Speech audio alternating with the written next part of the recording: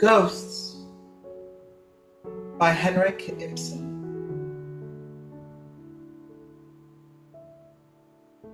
This takes place at Mrs. Alving's country house beside one of the large fjords in western Norway.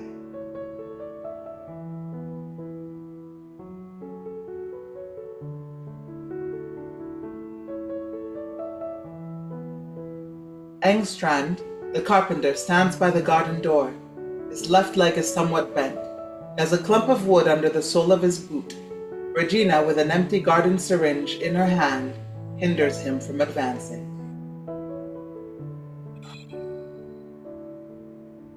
What do you want? Stop where you are. You're positively dripping. Well, it's the Lord's own rain, my girl. It's the devil's rain, I say. Lord, how you talk, Regina. It's just this as I wanted to say. That... Don't clatter so with that foot of yours, I tell you. The young master's asleep upstairs. Asleep? In the middle of the day? It's no business of yours. I was out on the loose last night. I quite believe that. Yes, we're weak vessels, we poor mortals, my girl. So it seems. And temptations are manifold in this world, you see. But all the same, I was hard at work, God knows, at 5:30 this morning. Very well. Only be off now. I won't stop here and have rendezvous. What do you say you won't have? I won't have anyone find you here, so just go about your business. Blessed if I go before I've had a talk with you. This afternoon I shall have finished my work at the schoolhouse, and then I shall take tonight's boat and be off home to the town. Pleasant journey to you, then. Oh, thank you, my child.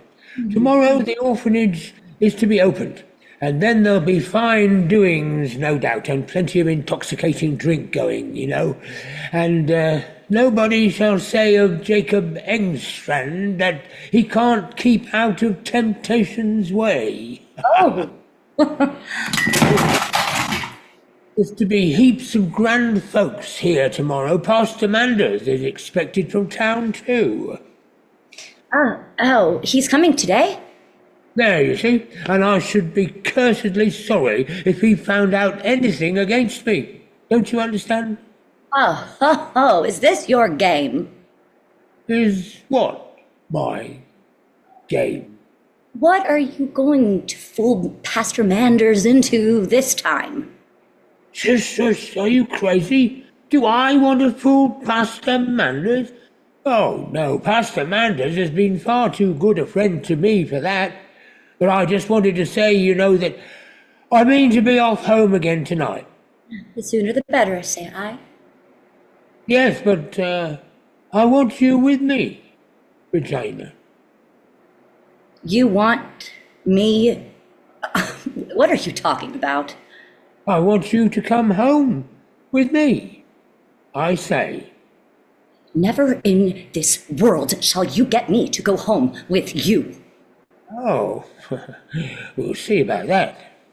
Yes, you may be sure we'll see about it, but me that have been brought up by a lady like Mrs. Alving, me that am treated almost as a daughter here, it is me you want to go home with to a house like yours.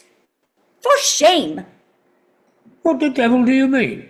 Do you set yourself up against your father? You hussy.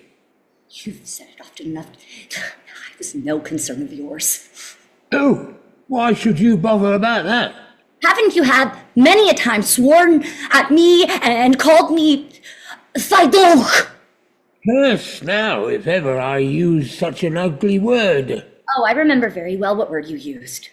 Well, but that was only when I was a bit on, don't you know? Temptations are manifold in this world, Regina. Oh. And besides, it was when your mother was that aggravating, I had to find something to twit her with, my child. She was always setting up for a fine lady. Let me go, Engstrand, let me be. Remember, I was 3 years in Chamberlain Alving's family at Rosenwald. Oh, Mother, you could never forget that the captain was made a chamberlain while she was in service here. You very soon tormented her into the grave. Huh? Don't you mean your poor mother? Yes, my poor mother. You very soon tormented her into her grave. Oh, of course, I'm to have to blame for everything. And that leg, too. What do you say, my child? Et de menton. Is that English? Eh? Yes. You picked up some learning out here, and that may come in useful now, Regina. What do you want with me in town? Can you ask what a father wants with his only child? Ain't I a lonely, forlorn widower? Don't try any nonsense like that with me. Why do you want me? Well, let me tell you. I've been thinking of setting up a new line of business. You've tried that often enough, and much good you've done with it. Yes, but this time you shall see, Regina. Devil take me. Stop your swearing! Ash, you're right enough there, my girl. What I wanted to say is just this. I've laid out a very tidy pile from this orphanage job. That's a good thing for you. What can a man spend his halfpence on here in this country hole? Well, what then? Why, you see, I thought of putting the money into some paying speculation. I thought of a sort of sailor's tavern. Ha! A regular high-class affair, of course, not any sort of pigsty for common sailors. No, damn it. It would be for captains and mates and regular swells, you know. And I was to... You were to help, to be sure. Only for the look of the thing, you understand. Devil a bit of hard work shall you have, my girl. You shall do exactly what you like. Huh. Oh, indeed. But there must be a petticoat in the house. That's as clear as daylight. For I want to have a bit of lively, like in the evenings, with singing and dancing and so on. You must remember they're weary wanderers on the ocean life. Now don't be a fool, and stand in your own light, Regina. What's to become of you out here? Your mistress has given you a lot of learning, but what good is it to you? You're to look after the children at the new orphanage, I hear. Is that the sort of thing for you, eh? Are you so dead set on wearing your life out for a pack of dirty brats? No. If things go as I want them to. Well, there's no saying. There's no saying. What do you mean by there's no saying? Never mind. How much money have you saved? Oh, well, what with one thing and another, a matter of 700 or 800 crowns. It's not bad. Well, that's enough to make a start with, Margot. Aren't you thinking of giving me any? No, I'm blessed if I am. Not even sending me a scrap of stuff for a new dress? Come on. Come to town with me, my lass, and you'll soon get dresses enough. But I can do that on my own account if I want to. Mm-hmm.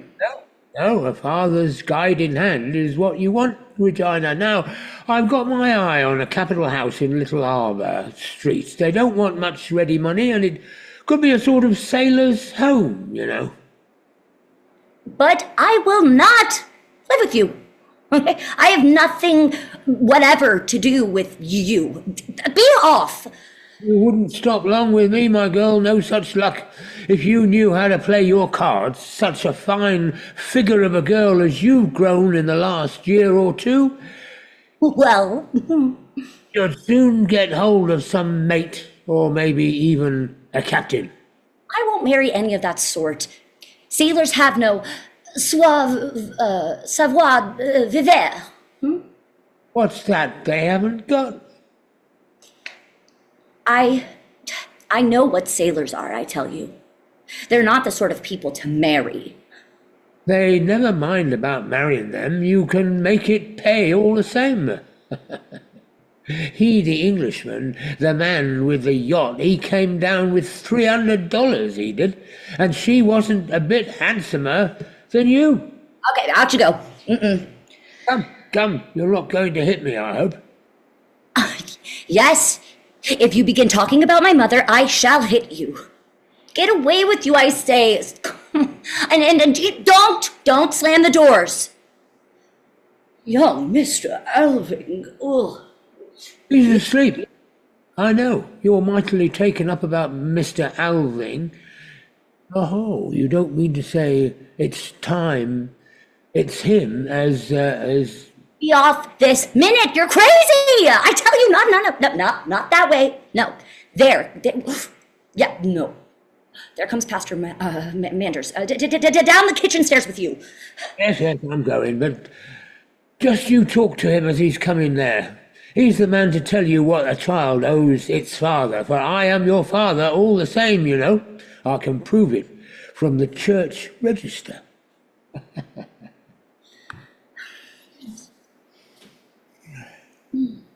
Good morning, Mrs. ENGSTRAND. Good morning. No, really. Good morning, Pastor Manders. Is the steamer all in already? It is just in.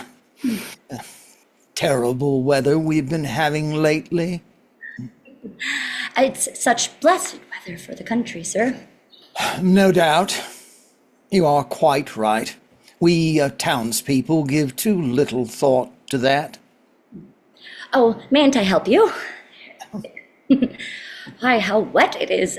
I'll just hang it in the hall. And your umbrella too. I'll open it and let it dry.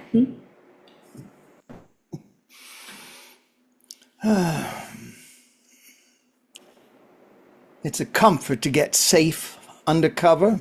I hope everything is going on well here. Yes, thank you, sir. You have your hands full, I suppose, in preparation for tomorrow. There's plenty to do, of course. And Mrs. Alving is at home, I trust? Oh, dear, yes. She's just upstairs looking after the young master's chocolate. Yes, by the by, I heard down at the pier that OSWALD had arrived. Yes, he came the day before yesterday. We didn't expect him before today. Quite strong and well, I hope? Yes, thank you. Quite.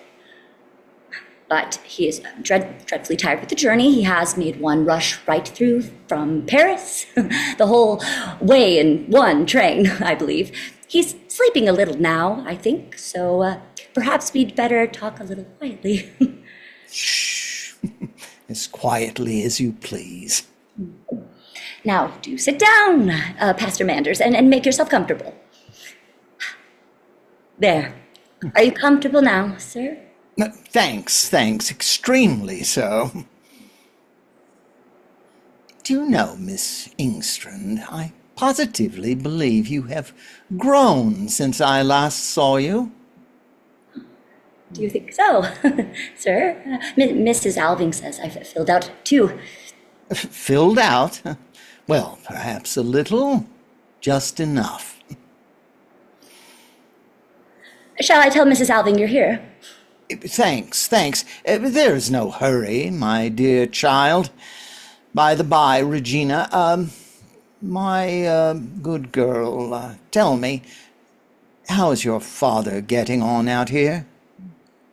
Oh, thank you, sir. He's getting on well enough. Oh, he called upon me last time he was in town. Did he indeed? He's always so glad of a chance of talking to, sir. And you often look in upon him at his work, I dare say? I? Oh, of course, when I have time, I Your father is not a man of strong character, Miss Engstrand. He stands terribly in need of a guiding hand. Oh, yes, I dare say he does. He requires someone near him whom he cares for and whose judgment he respects. He frankly admitted as much when he last came to see me. Yes, he mentioned something of the sort to me. But I don't know whether Mrs. Alving can spare me, especially now that we've got the new orphanage to attend to. And then I should be so sorry to leave Mrs. Alving. I mean, she's always been so kind to me. But a daughter's duty, my good girl, of course, we should first have to get your mistress' consent. But I don't know whether it would be quite proper for me, at my age, to keep house for a single man. What, my dear Miss Engstrand? When the man is your own father? Yes, that may be, but all the same. Now, if it were in a thoroughly nice house, with a real gentleman, Why, my dear Regina. one could love and respect and be a daughter to, and just. Yes, but my dear Then good I child. town. It's very, it is very lonely out here. You know yourself, sir, what it is to be alone in the world. And I can assure you, I'm both quick and willing. Don't you know of any such place for me, sir? I? No, certainly not. But dear sir, do you remember me? Well, yes, certainly, Miss Engstrand. I, Will you be so good as to tell your mistress I am here? I will at once, sir.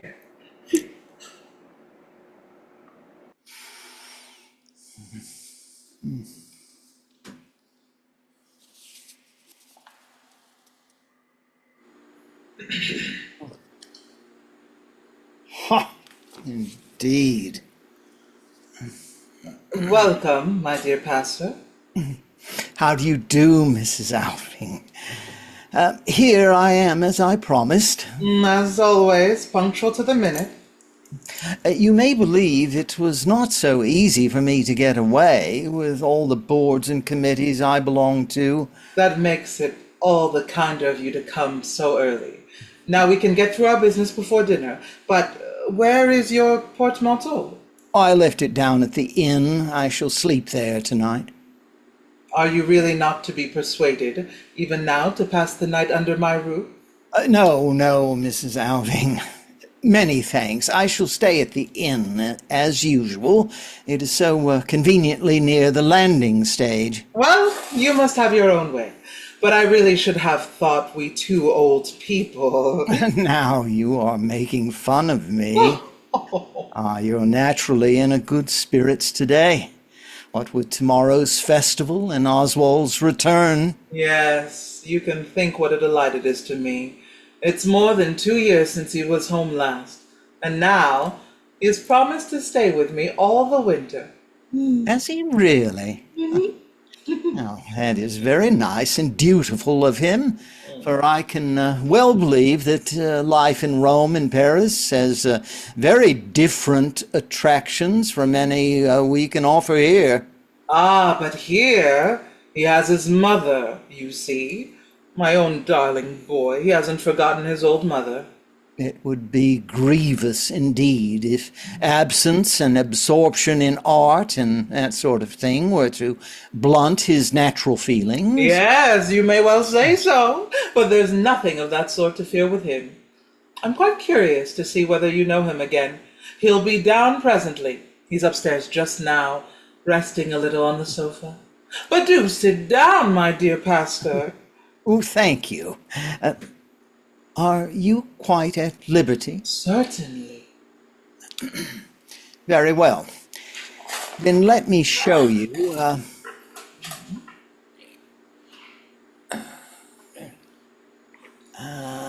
Now, to begin with, here is...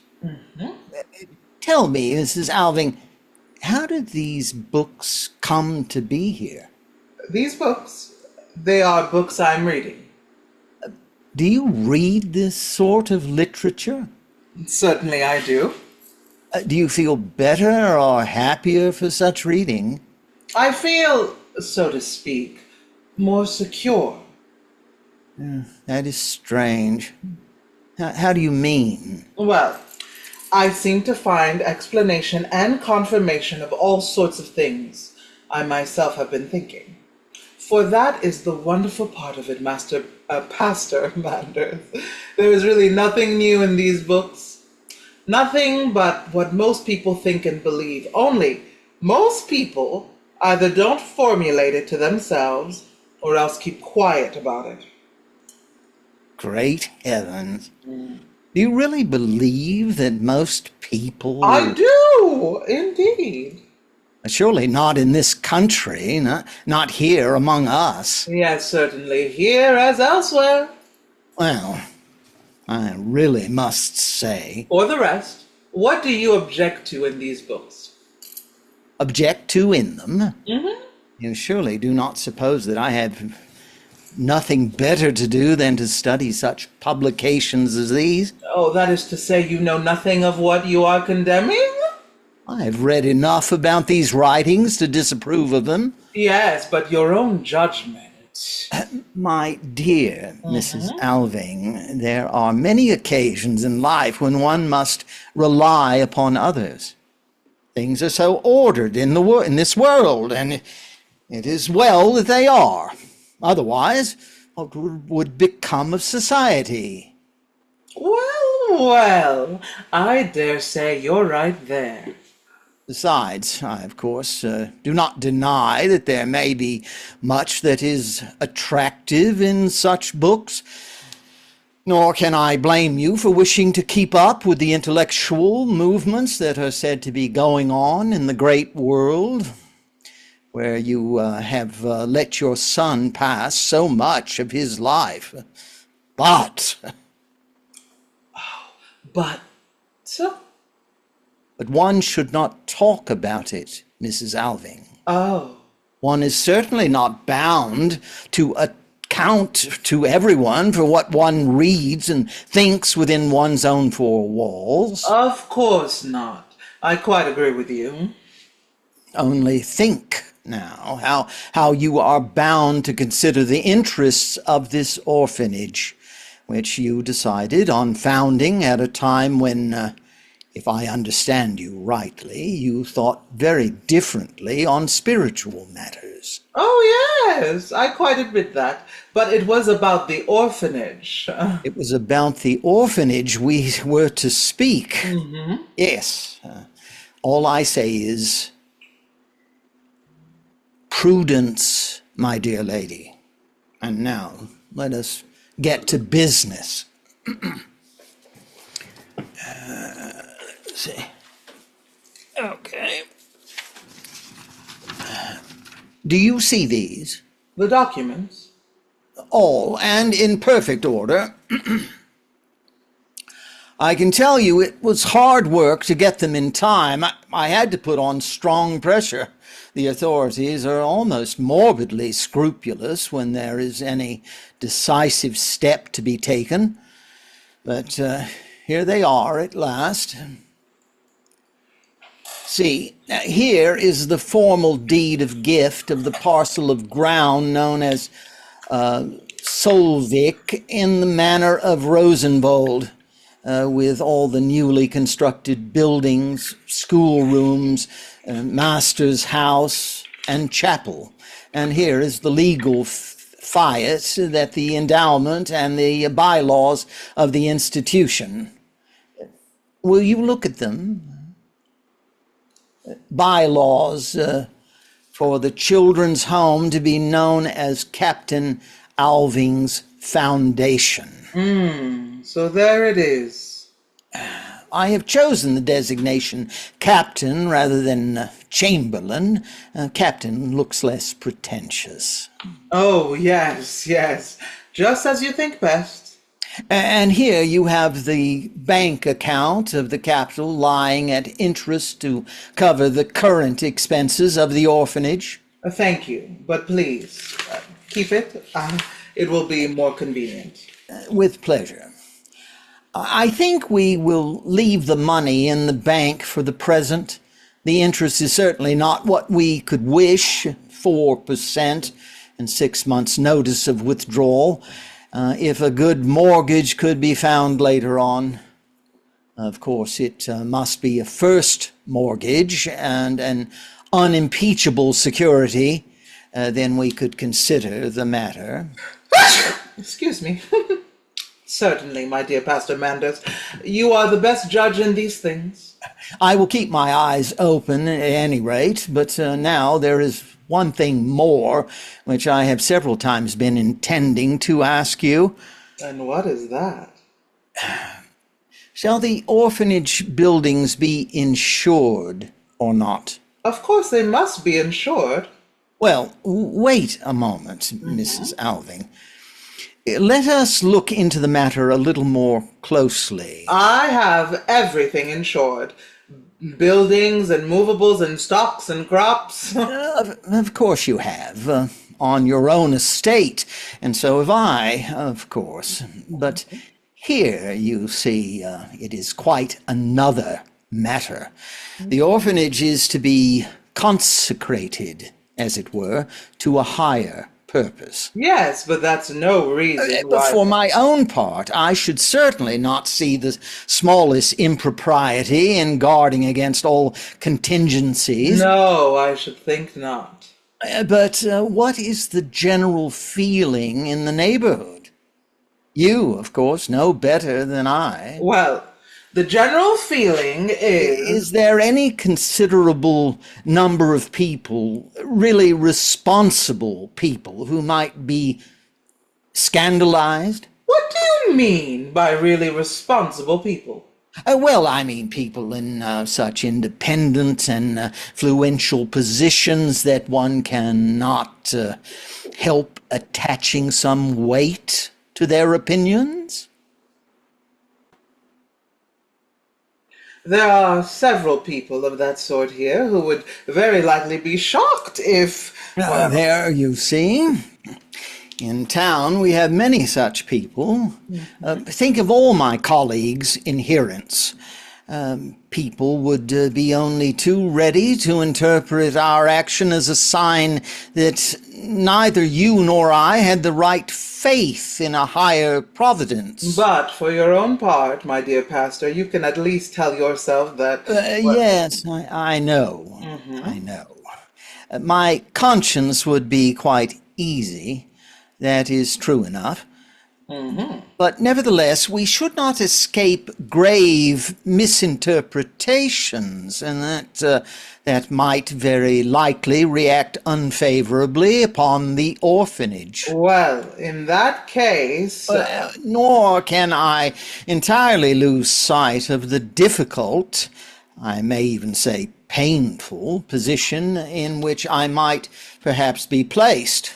In the leading circles of the town, people take a lively interest in this orphanage. It is, of course, founded partly for the benefit of the town as well. And it is to be hoped it will, to a considerable extent, result in lightening our poor rates. Now, as I have been your adviser and have had the business arrangements in my hands, I cannot but fear that I may have to bear the brunt of fanaticism. Oh, you mustn't run the risk of that.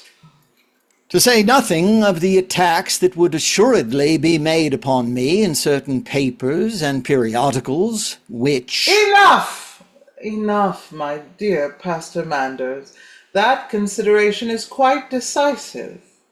Then you do not wish the orphanage to be insured? No, we will let it alone.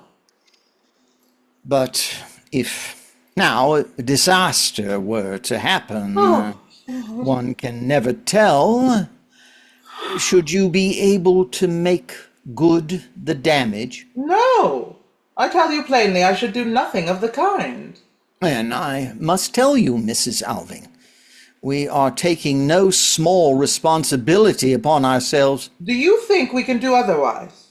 No, that is just the point. We really cannot do otherwise. We are not to expose ourselves to misinterpretations.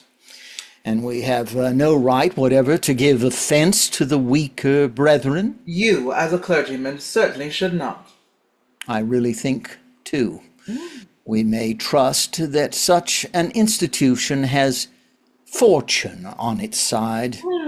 In fact, that it stands under a special providence. Let us hope so, Pastor Manders. Then we will let it take its chance. Yes, certainly. Very well. So be it.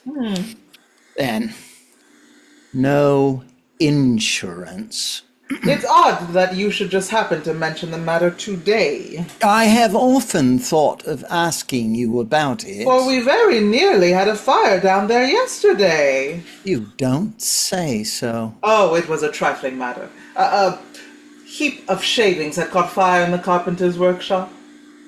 Where ENGSTRAND works? Yes. They say he's often very careless with matches. He has so much on his mind, that man. So many things to fight against. Thank God he is not striving to lead. He is striving to lead a decent life, I hear. Indeed. Who says so? Oh, he himself assures me of it. Oh. And he is certainly a capital workman. Oh, yes. So long as he's sober. That melancholy weakness. But he is often driven to it by his injured leg, he says. Last time he was in town, I was really touched by him. Came and thanked me so warmly for having got him work here, so that he might be with Regina. He doesn't see much of her. Oh, yes. He has a talk with her every day. He told me so himself. Well, it may be so. He feels so acutely that he needs someone to keep a firm hold on him when temptation comes. That is what I cannot help liking about Jacob ENGSTRAND. He comes to you so helplessly, accusing himself and confessing his own weakness. Last time he was talking to me, believe me, Mrs. Alving, supposing it were a real necessity for him to have Regina home again. Regina! You must not set yourself against it. Indeed, I shall set myself against it, and besides, Regina is to have a position in the orphanage. But after all, remember, he is her father. Oh, I know very well what sort of a father he has been to her. No! She shall never go to him with my goodwill. My dear lady, don't take the matter so warmly. You sadly misjudge poor ENGSTRAND. You seem to be quite terrified. It makes no difference. I have taken Regina into my house, and there shall she stay. Hush, my dear Mr. Manders. Say no more about it. Listen, there is Oswald coming downstairs, and I will think of no one but him. Oh, I beg your pardon. I thought you were in the study. Good morning, Pastor Manders. Ah, how strange. Well now, what do you think of him, Mr. Manders? Can it really be? Yes, it's really the prodigal son, sir. Oh, My dear young friend. Oh, well, then the lost sheep found. Oswald is thinking of the time when you were so much opposed to his becoming a painter. To our human eyes, many a step seems dubious, which afterwards proves. But first of all, welcome home. Do not think, my dear Oswald. I suppose I may call you by your Christian name? What else should you call me? Very good. What I wanted to say was this, my dear Oswald. You must not think that I utterly condemn the artist's calling. I have no doubt there are many who can keep their inner self unharmed in that profession, as in any other. Let us hope so. Ah, I know one who has kept both his inner and his outer self unharmed. Just look at him, Mr. Manders. Yes, yes, my dear mother, let's say no more about it. Oh. Why, certainly. That is undeniable. And you have begun to make a name for yourself already. The newspapers have often spoke of you most favorably. Just lately, by and by, I fancy I haven't seen your name quite so often. I haven't been able to paint so much lately. Even a painter needs a little rest now and then. Oh, no doubt, no doubt. And meanwhile, he can be preparing himself and mustering his forces for some great work. Yes. Mother, will dinner soon be ready? In less than half an hour. He has a capital appetite, thank God. And a taste for tobacco, too. I found my father's pipe in my room. Uh-huh. And that accounts for it. For what? When Oswald appeared there in the doorway with the pipe in his mouth, I could have sworn I saw his father, large as life. No, really? Oh! How can you say so? Oswald takes after me! Yes, but there is an expression about the corners of the mouth, something about the lips that reminds me one exactly of Alving. At any rate, now that he is smoking. Not in the least. Oswald has rather a clerical curve about his mouth, I think. Yes, yes. Some of my colleagues have much the same expression. But put your pipe away, my dear boy. I won't have smoking in here. By all means, I only wanted to try it, for I once smoked it when I was a child. You! Yes, I was quite small at the time. I recollect I came up to Father's room one evening when he was in great spirits. Oh, you cannot recollect anything of those times. Yes, I recollect it distinctly. He took me on his knee and gave me the pipe. "Smoke, boy," he said. "Smoke away, boy." And I smoked as hard as I could until I felt I was growing quite pale and the perspiration stood in great drops on my forehead. Then he burst out laughing heartily. That was most extraordinary. My dear friend, it's only something Oswald has dreamt. No, Mother, I assure you I didn't dream it. Don't you remember this? You came and carried me out into the nursery. Then I was sick and I saw that you were crying. Did Father often play such practical jokes? In his youth, he overflowed with the joy of life. And yet he managed to do so much in the world. So much that was good and useful, although he died so early. Yes, you have inherited the name of an energetic and admirable man, my dear Oswald Alving. No doubt it will be an incentive to you. It ought to, indeed. It was good of you to come home for the ceremony in his honor. I could do no less for my father. And I am to keep him so long. That is the best of all. You are going to pass the winter at home, I hear. My stay is indefinite, sir. But it is good to be at home. Yes, isn't it, dear? You went out into the world early, my dear Oswald. I did. I sometimes wonder whether it wasn't too early. Oh, not at all. Not at all. A healthy lad is all the better for it, especially when he's an only child. He ought not to hang on at home with his mother and father and get spoilt. Oh, that is a very disputable point, Mrs. Alving. Oh. A child's proper place, and must be, the home of his fathers.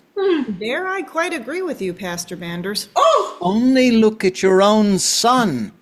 There is no reason why we should not say it is his presence. What has the consequence been for him? He is 6 or 7 and 20 and has never had the opportunity of learning what a well-ordered home really is. I beg your pardon, Pastor. There you're quite mistaken. Indeed. I thought you had lived almost exclusively in artistic circles. So I have. And chiefly among the younger artists. Yes, certainly. But I thought few of those young fellows could afford to set up house and support a family. There are many who cannot afford to marry, sir. Yes, that is just what I say. But they may have a home for all that. And several of them have, as a matter of fact, and very pleasant, well-ordered homes they are, too. But I'm not talking of bachelor's quarters. By a home, I understand the home of a family where a man lives with his wife and children. Yes, or with his children and his children's mother. But good heavens! Well, Lives with his children's mother? yes, would you have him turn his children's mother out of doors? Then it is an illicit relations you are talking of. Irregular marriages, as people call them. I have never noticed anything particularly irregular about the life these people lead. Then how is it possible that a young man or young woman with any decency of feeling can endure to live in that way, in the eyes of all the world? What are they to do? A poor young artist, a poor girl? Marriage costs a great deal. What are they to do? What are they to do? Let me tell you, Mr. Alving, what they ought to do. They ought to exercise self-restraint from the first. That is what they ought to do. That doctrine will scarcely go down with warm-blooded young people who love each other. No, scarcely. How can the authorities tolerate such things? Allow them to go on in the light of day? Had I not cause to be deeply concerned about your son? In circles where open immorality prevails and has even a sort of recognized position. Let me tell you, sir, that I have been in the habit of spending nearly all my Sundays in one or two such irregular homes. Sunday of all days. Isn't that the day to enjoy oneself? Well, never have I heard an offensive word, and still less have I witnessed anything that could be called immoral. No. Do you know when and where I have come across immorality in artistic circles? No, thank heaven, I don't. Well then, allow me to inform you. I have met with it when one or other of our pattern husbands and fathers has come to Paris to have a look round on his own account and has done the artist the honor of visiting their humble haunts. They knew what was what. These gentlemen could tell us all about places and things we have never dreamt of. What? Do you mean to say that respectable men from home here would... Have you never heard these respectable men, when they got home again, talking about the way in which immorality runs rampant abroad? Yes, no doubt. I have too. Well, you may take their word for it. They know what they're talking about. That great, free, glorious life out there should be defiled in such a way. You mustn't get excited, Oswald. It's not good for you. Yes, you're quite right, Mother. Bad for me, I know.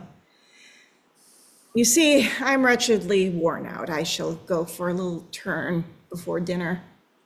Excuse me, Pastor, I know you can't take my point of view, but I couldn't help speaking out. Oh, my poor boy. You may well say so.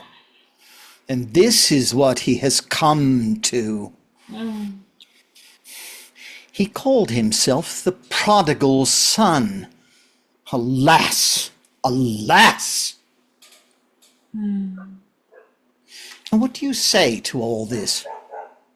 I say that Oswald was right in every word. Right? Right. In such principles. Here, in my loneliness, I have come to the same way of thinking, Pastor Manders, but I have never dared to say anything. Well, now my boy shall speak for me. You are greatly to be pitied, Mrs. Alving. Oh, But now I must speak seriously to you. And now it is no longer your business manager and advisor, your own and your husband's early friend, who stands before you. It is the priest who stood before you in the moment of your life when you had gone farthest astray. and what has the priest to say to me? I will first stir up your memory a little. The moment is well chosen. Tomorrow will be the 10th anniversary of your husband's death. Tomorrow the memorial in his honor will be unveiled. Tomorrow I shall have to speak to the world, to the whole assembled multitude. But today I will speak to you alone. Very well, Pastor Manders. Speak. Do you remember that after less than a year of married life, you stood on the verge of an abyss? That you forsook your house and home? That you fled from your husband? Yes, Mrs. Alving fled, and refused to return to him, however much he begged and prayed you? Have you forgotten how infinitely miserable I was in that first year? It is the very mark of the spirit of rebellion to crave for happiness in this life. What right have we humans beings to happiness? We have simply to do our duty, Mrs. Alving. And your duty was to hold firmly to the man you had once chosen and to whom you were bound by the holiest ties. You know very well what sort of life Alving was leading, what excesses he was guilty of. I know very well what rumors there were about him, and I am the last to approve the life he led in his young days, if report did not wrong him. But a wife is not appointed to be her husband's judge. It was your duty to bear with humility the cross which a higher power had in its wisdom laid upon you. But instead of that, you rebelliously throw away the cross, desert the backslider whom you should have supported, go and risk your good name and reputation, and nearly succeed in ruining other people's reputations into the bargain. Other people's! One other person's, you mean? It was incredibly reckless of you to seek refuge with me. With our clergyman, with our intimate friend. Just on that account. Yes, you may thank God that I possess the necessary firmness, that I succeeded in dissuading you from your wild designs, and that it was vouchsafed me to lead you back to the path of duty and home to your lawful husband. Yes, Pastor Manders, that was certainly your work. I was but a poor instrument in a higher hand. And what a blessing has it not proved to you all the days of your life that I induced you to resume the yoke of duty and obedience. Did not everything happen as I foretold? Did not Alving turn his back on his errors, as a man should? Did he not live with you from that time lovingly and blamelessly all his days? Did he not become a benefactor to the whole district? And did he not help you to rise to your own level, so that you, little by little, became his assistant in all his undertakings, and a capital assistant too? Oh, I know, Mrs. Alving, that praise is due to you. And now I come to the next great error in your life. What do you mean? Just as you once disowned a wife's duty, so you have since disowned a mother's. Ah, You have been all your life under the dominion of a pestilent spirit of self-will. The whole bias of your mind has been towards insubordination and lawlessness. You have never known how to endure any bond. Everything that has weighed upon you in life you have cast away without care or conscience. Like a burden you were free to throw off at will. It did not please you to be a wife any longer, and you left your husband. You found it troublesome to be a mother, and you sent your child forth among strangers. yes. That is true, I did so. And thus you have become a stranger to him. No. No, I am not. Yes, you are. You must be. And in what state of mind has he returned to you? Bethink yourself well, Mrs. Alving. You sinned greatly against your husband, that you recognize by raising yonder memorial to him. Recognize now, also, how you have sinned against your son. There may be yet time to lead him back from the paths of error. Turn back yourself and save what may yet be saved in him. For, verily, Mrs. Alving, you are a guilt-laden mother. This I have thought it my duty to say to you.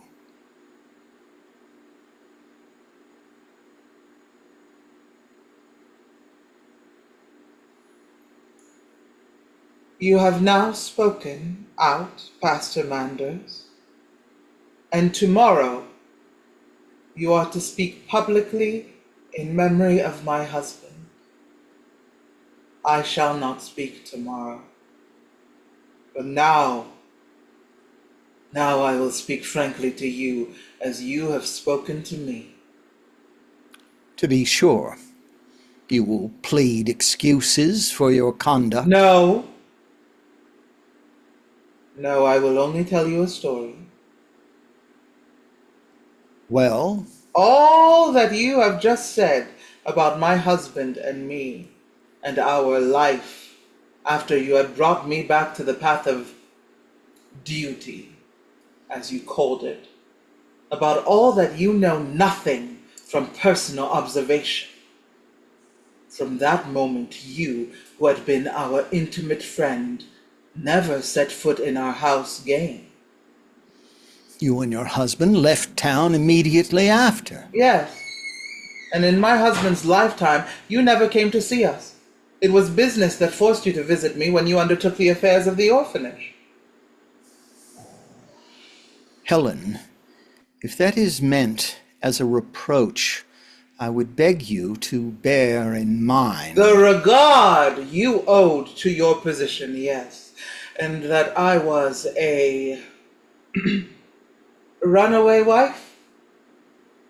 One can never be too cautious with such unprincipled creatures. my dear Mrs. Alving.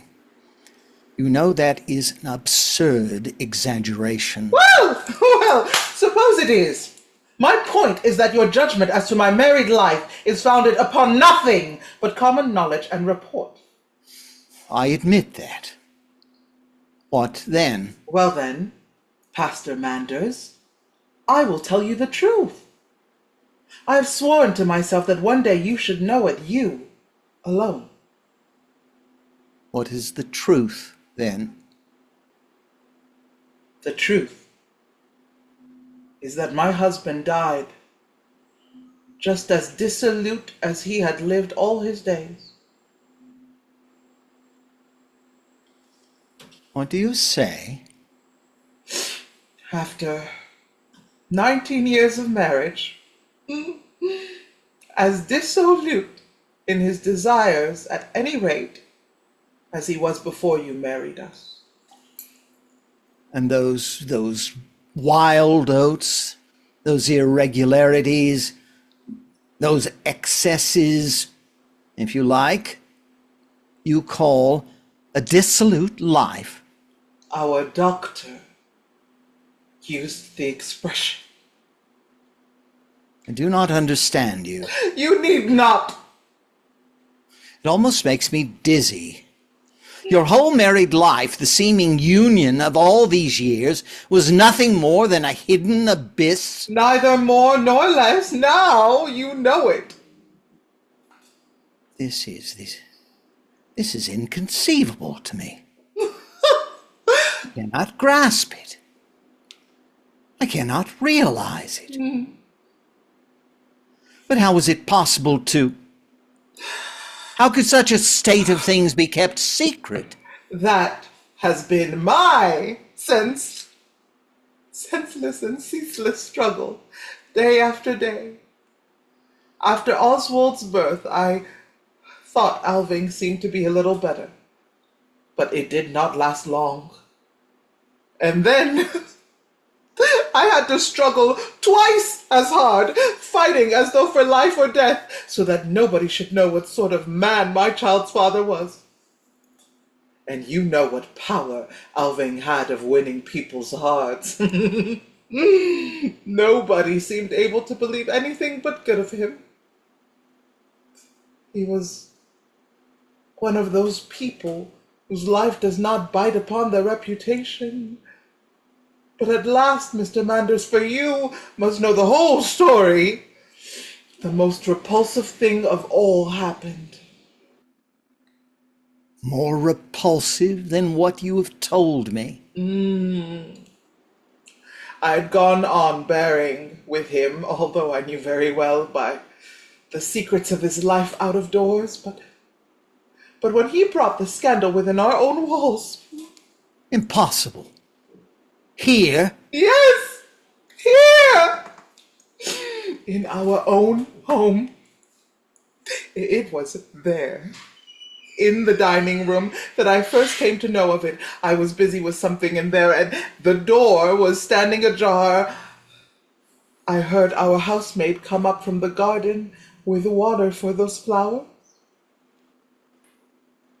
Well? Soon after I heard Alving coming too. I heard him say something softly to her, and then I heard... Oh, it still sounds in my ears, so hateful and yet so ludicrous. I heard my own servant maid whisper, "Let me go, Mr. Alving, let me be." What unseemly levity on his part! But it cannot have been more than levity, Mrs. Alving.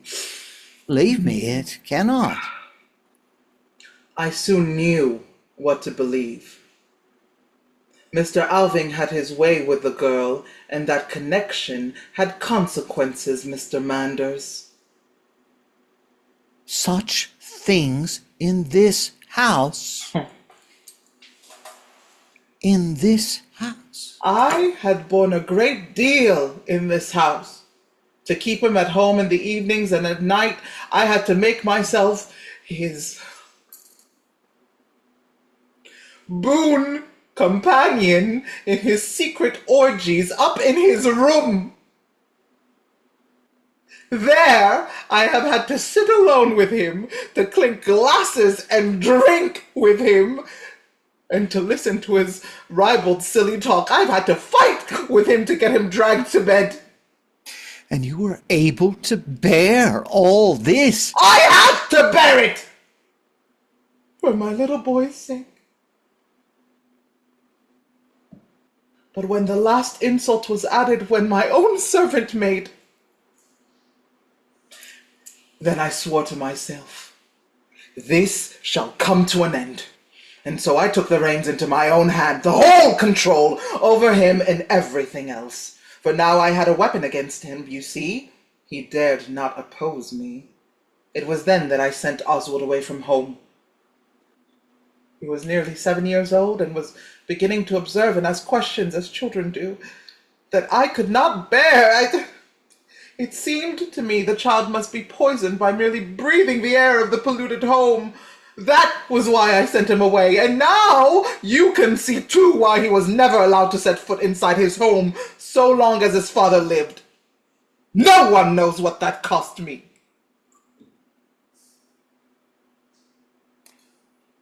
You have indeed had a life of trial. I could never have borne it if I had not had my work. For I may truly say that I have worked. All the additions to the estate, all the improvements, all the labor-saving appliances that ALVING was so much praised for having introduced. Do you suppose he had energy for anything of the sort? He, who lay all day on the sofa reading an old court guide? No! But I may tell you this too. Where he had his better intervals, it was I who urged him on. It was I who had to drag the whole load when he relapsed into his evil ways or sank into querulous wretchedness. And it is to this man that you raise a memorial? There you see the power of an evil conscience. Evil? What do you mean? It always seemed to me impossible, but that the truth must come out and be believed. So the orphanage was to deaden all rumors and set every doubt at rest. Oh, in that you have certainly not missed your aim, Miss Alving. And besides, I had one other reason. I was determined that Oswald, my own boy, should inherit nothing whatever from his father. Then it is Alving's fortune Yes, yes. The sums I've spent upon the orphanage year by year make up the amount. I've reckoned it up precisely, the amount which made Lieutenant Alving a good match in his day. I don't understand. It was my purchase money. I do not choose that that money should pass into Oswald's hands. My son shall have everything from me. Everything. Are you back again already? Oh, my dear, dear boy. Yes. What can a fellow do out of doors in this eternal rain? I hear dinner is ready. That's capital. Yes.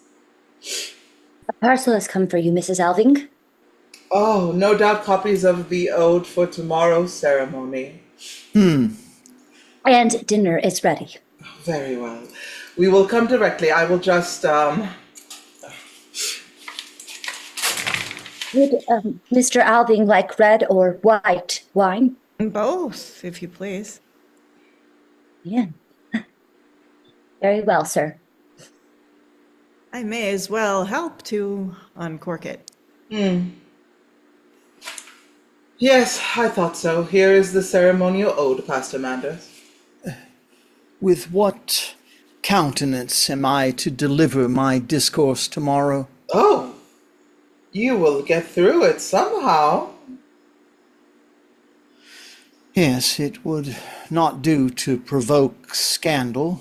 No, but then this long, hateful comedy will be ended. From the day after tomorrow, I shall act in every way as though he was... as though he who is dead had never lived in this house. There shall be no one here but my boy and his mother.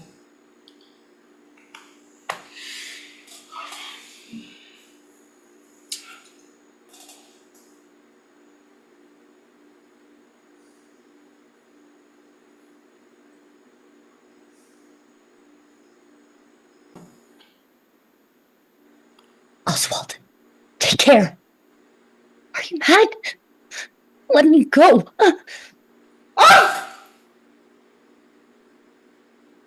What can be the matter? What is it, Mrs. Alving? Ghosts! The couple from the conservatory risen again! Is it possible? Regina? Is she... Yes, come. Not a word.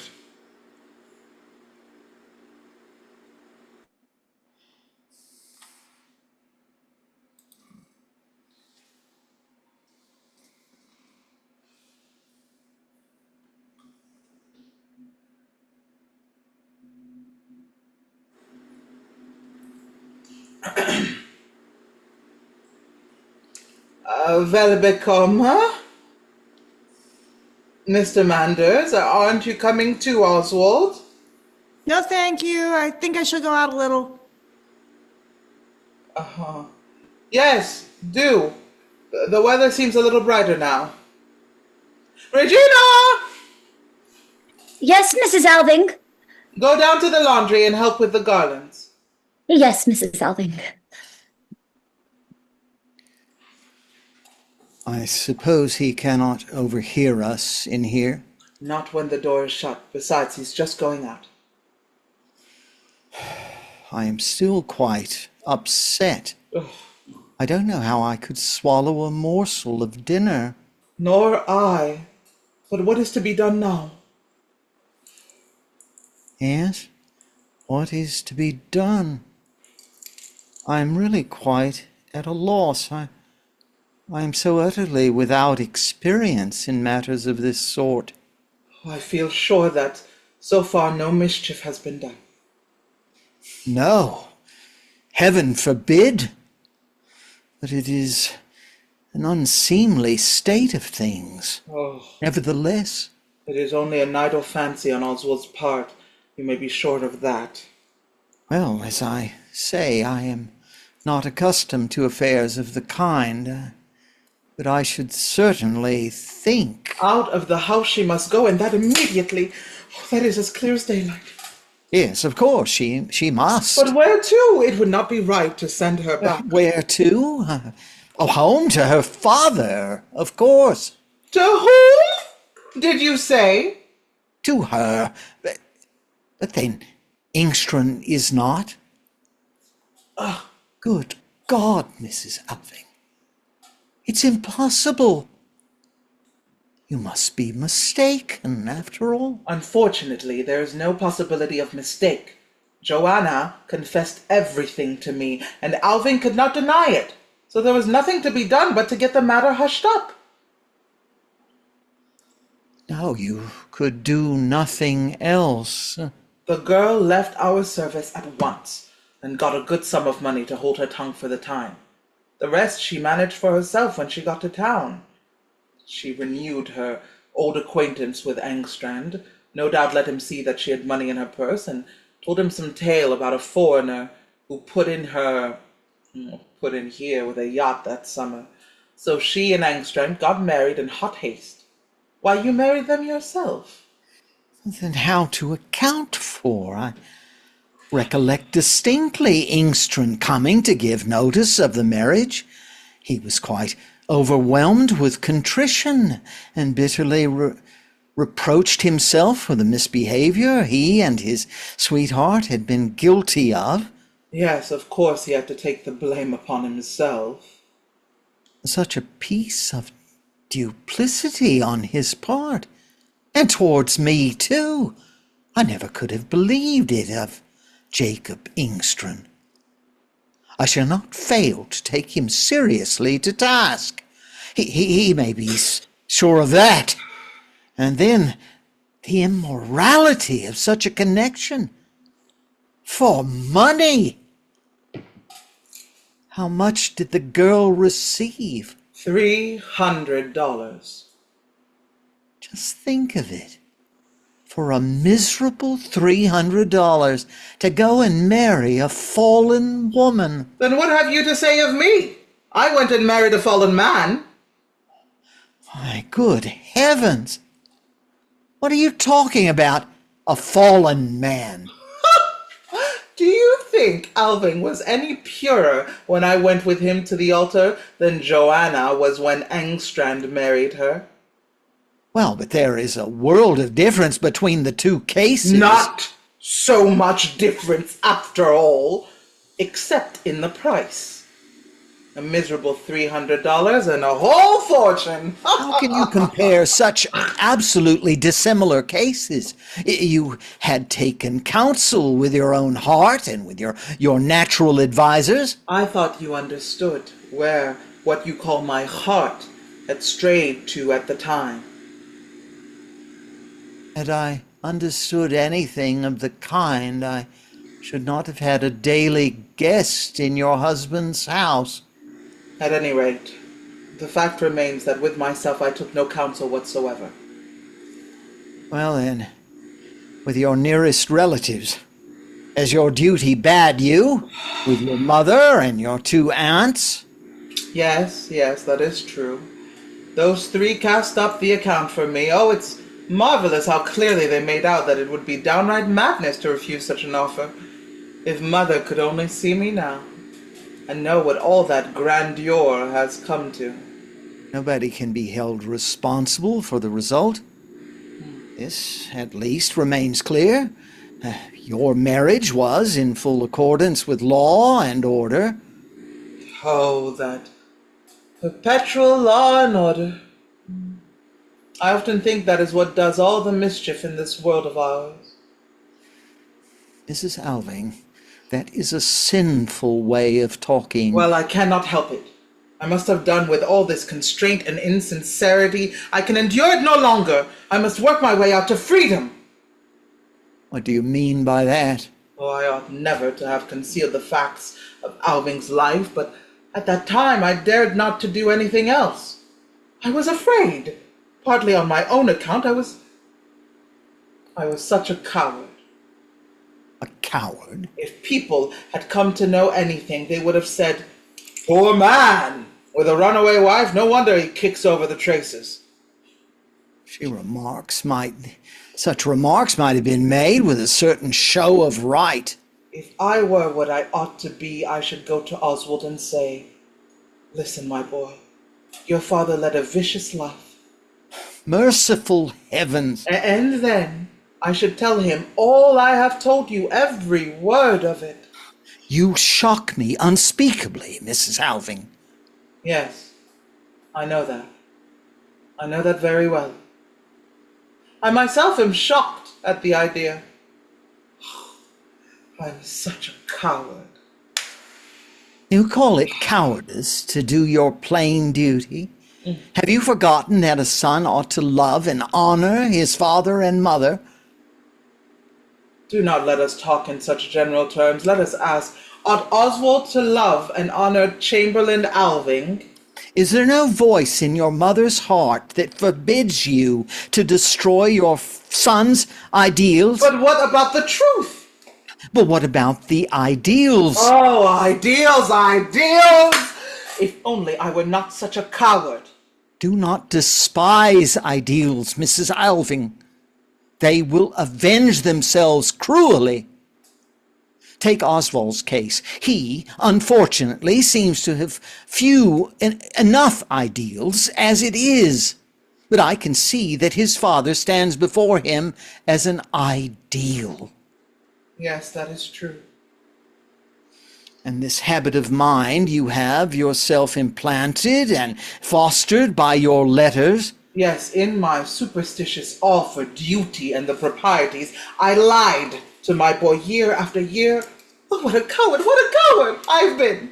You have established a happy illusion in your son's heart, Mrs. Alving, and assuredly you ought not to undervalue it. Who knows whether it is happy after all? But at any rate, I will not have any tempering with Regina. He shall not go and wreck the poor girl's life. No, good God, that would be terrible. If he knew he was in earnest and that it would be for his happiness. What? What then? But it couldn't be, for unfortunately Regina is not the right sort of woman. Well, what then? What do you mean? If I weren't such a pitiful coward, I should say to him, "Marry her, or make what arrangement you please, only let us have nothing underhand about it." Merciful heavens! Would you let them marry? Anything so dreadful, so unheard of? You really mean unheard of? Frankly, Pastor Manders, do you suppose that throughout the country there are not plenty of married couples as closely akin as they? I don't in the least understand you. Oh, yes, indeed you do. You are thinking of the possibility that, Ah, alas, yes, family life is certainly not always so pure as it ought to be. right. But in such a case, as you point out, one can never know, at least with any certainty. Here, on the other hand, that you, a mother, can think of letting your son... But I cannot. I would not for anything in the world. That is precisely what I am saying.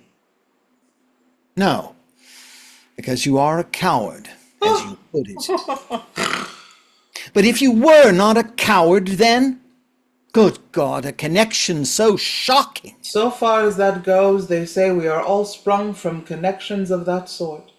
And who is it that arranged the world so, Pastor Manders? Questions of that kind I must decline to discuss with you, Mrs. Alving. You are far from being in the right frame of mind for them, that you dare to call your scruples cowardly. Let me tell you what I mean. I am timid and faint-hearted because of the ghosts that hang about me, and that I can never quite shake off. What do you say hangs about you? Ghosts. When I heard Regina and Oswald in there, it was as though ghosts rose up before me. But I almost think we are all of us ghosts, Pastor Manders. It is not only what we have inherited from our father and mother that walks in us. It is all sorts of dead ideas and lifeless old beliefs and so forth. They have no vitality, but they cling to us all the same, and we cannot shake them off. Whenever I take up a newspaper, I seem to see ghosts gliding between the lines. There must be ghosts all the country over, as thick as the sands of the sea, and then we are, one and all, so pitifully afraid of the light. Aha! Here we have the fruits of your reading. The pretty fruits they are, upon my word. Oh, those horrible, revolutionary, free-thinking books. You are mistaken, my dear pastor. It was you yourself who set me thinking, and I thank you for it with all my heart. I? Yes. Yes. When you forced me under the yoke of what you called duty and obligation, when you landed as right and proper what my whole soul rebelled against as something loathsome, it was then that I began to look into the seams of your doctrines. I wanted only to pick at a single knot, but when I had got that undone, the whole thing raveled out, and then I understood that it was all machine sewn. Was that the upshot of your life's hardest battle? Call it rather your most pitiful defeat. It was my greatest victory, Helen. The victory over myself. It was a crime against us both. When you went astray and came to me crying, "Here I am, take me," I commanded you, saying, "Woman, go home to your lawful husband." Was that a crime? Yes, I think so. We two do not understand each other. Not now, at any rate. Never, never in my most secret thoughts have I regarded you otherwise than another's wife. Oh, indeed. Helen, People so easily forget their past selves. I do not. I am what I always was. Well. Don't let us talk of old times any longer. You're now over head and ears in boards and committees, and I am fighting my battle with ghosts. both within me and without. Those without I shall help you to lay. After all the terrible things I have heard from you today, I cannot in conscience permit an unprotected girl to remain in your house. Don't you think the best plan would be to get her provided for? I mean, by a good marriage. No doubt. I think it would be desirable for her in every respect. Regina is now at the age when, of course, I don't know much about these things. Regina matured very early. Yes, I thought so. I have an impression that she was remarkably well developed physically when I prepared her for confirmation. But in the meantime, she ought to be at home under her father's eye. But ENGSTRAND is not. That he could so hide the truth from me. Who can this be? Come in. I humbly beg your pardon, but, Is that you, ENGSTRAND? there was none of the servants about, so I took the great liberty of, just knocking. Oh, very well. Come in. Do you want to speak to me? No, I'm obliged to you, ma'am. It was His Reverence I wanted to have a word or two with. Indeed. You want to speak to me, do you? Yes, I'd like so terrible much to, Well, may I ask what you want? Well, it was just this, Your Reverence. We've been paid off down yonder. My grateful thanks to you, ma'am. And now everything's finished. I've been thinking it would be but right and proper if we that have been working so honestly together all this time. Well, I was thinking that we ought to end up with a little prayer meeting tonight. A prayer meeting? Down at the orphanage? Oh, if Your Reverence doesn't think it proper, well... Oh, yes, I do, but... I've been in the habit of offering up a little prayer in the evenings myself. Have you? Yes, every now and then, just a little edification in a manner of speaking. But I'm a poor common man and have little enough gift, God help me. And so I thought, as the Reverend Mr. Manders happened to be here, I'd... Well, you see, ENGSTRAND, I have a question to put to you first. Are you in the right frame of mind for such a meeting? Do you feel your conscience clear and at ease? Oh, God help us, Your Reverence, we'd better not talk about conscience. Yes, that is just what we must talk about. What have you to answer?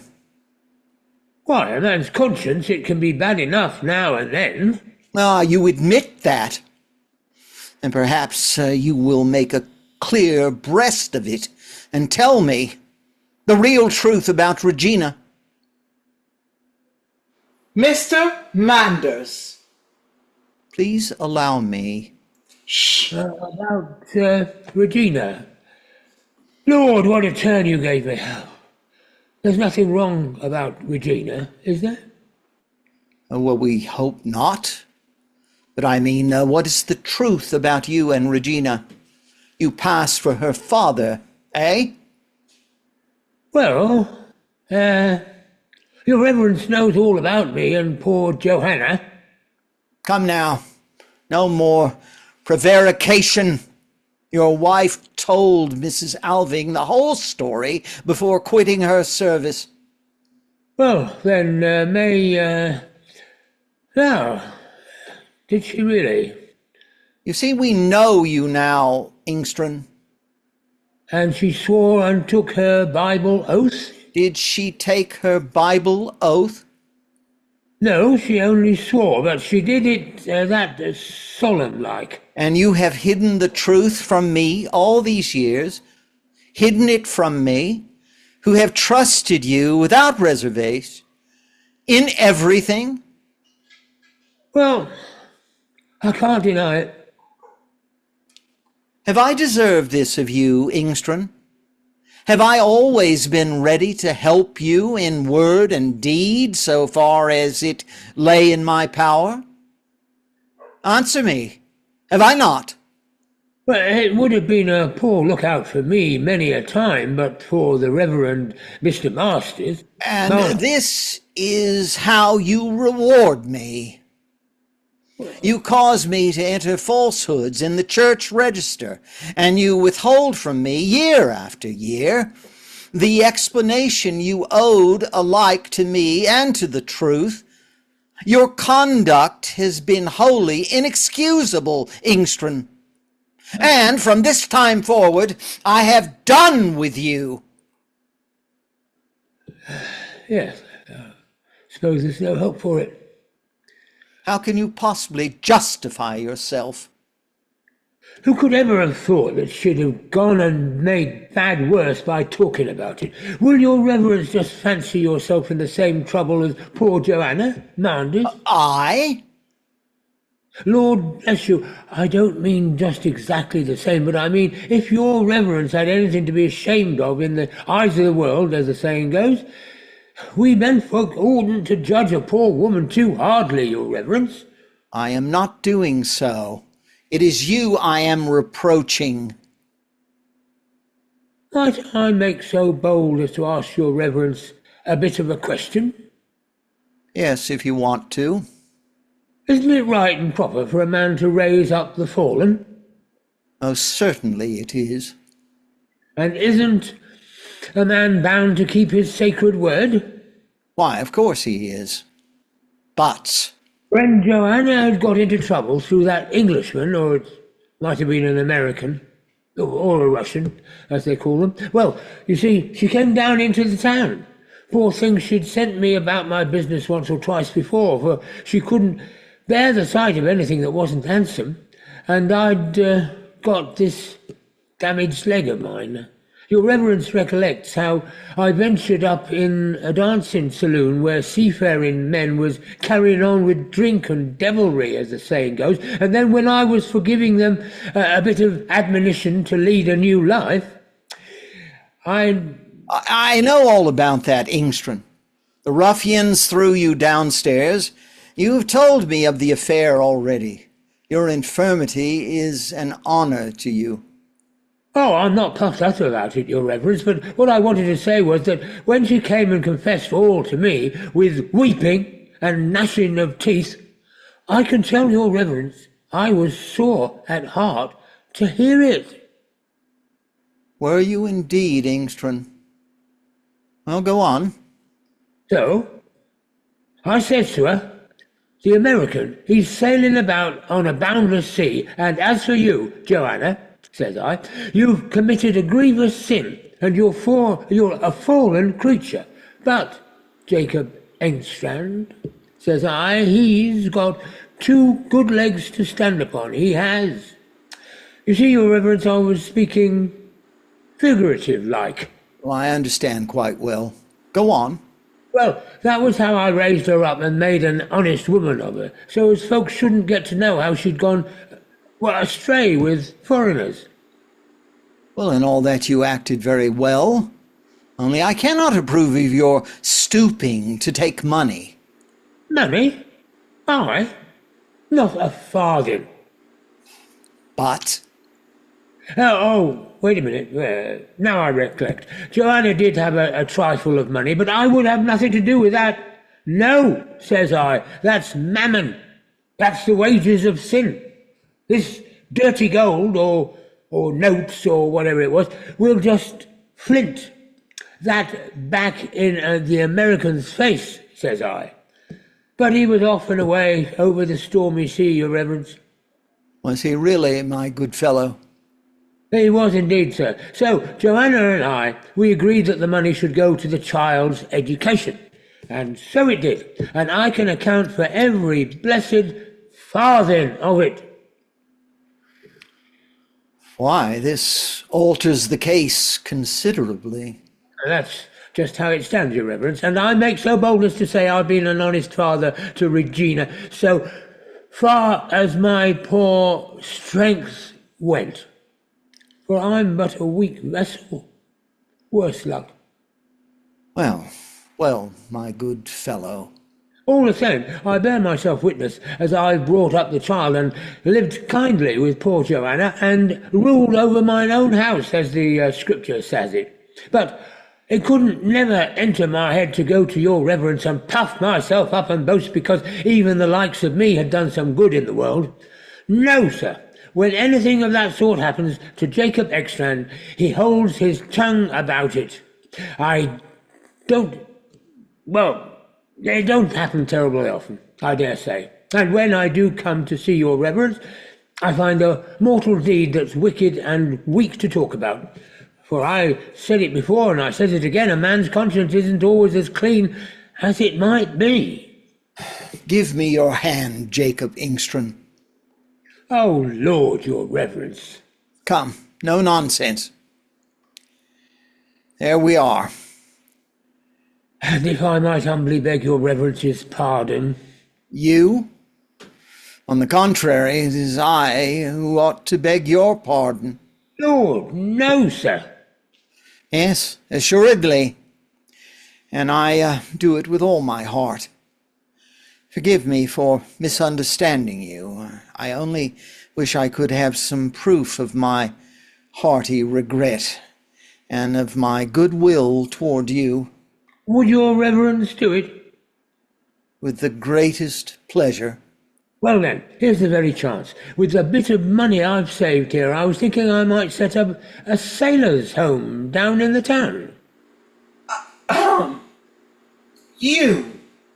Yes, it might be a sort of orphanage too, in a manner of speaking. There's such a many temptations for seafaring folk ashore, but in this home of mine, a man might find like as he was under a father's eye, I was thinking. What do you say to this, Mrs. Alving? It isn't much as I've got to start with, Lord help me, but I could only find a helping hand. Why... Yes. We will look into the matter more closely. I entirely approve of your plan. But now, go before me and make everything ready and get the candles lighted so as to give the place an air of festivity. And then we will pass an edifying hour together, my good fellow. For now, I quite believe you are in the right frame of mind. Yes, I trust I am. And so I'll say goodbye, ma'am, and thank you kindly, and take good care of Regina for me. Poor Joanna's child.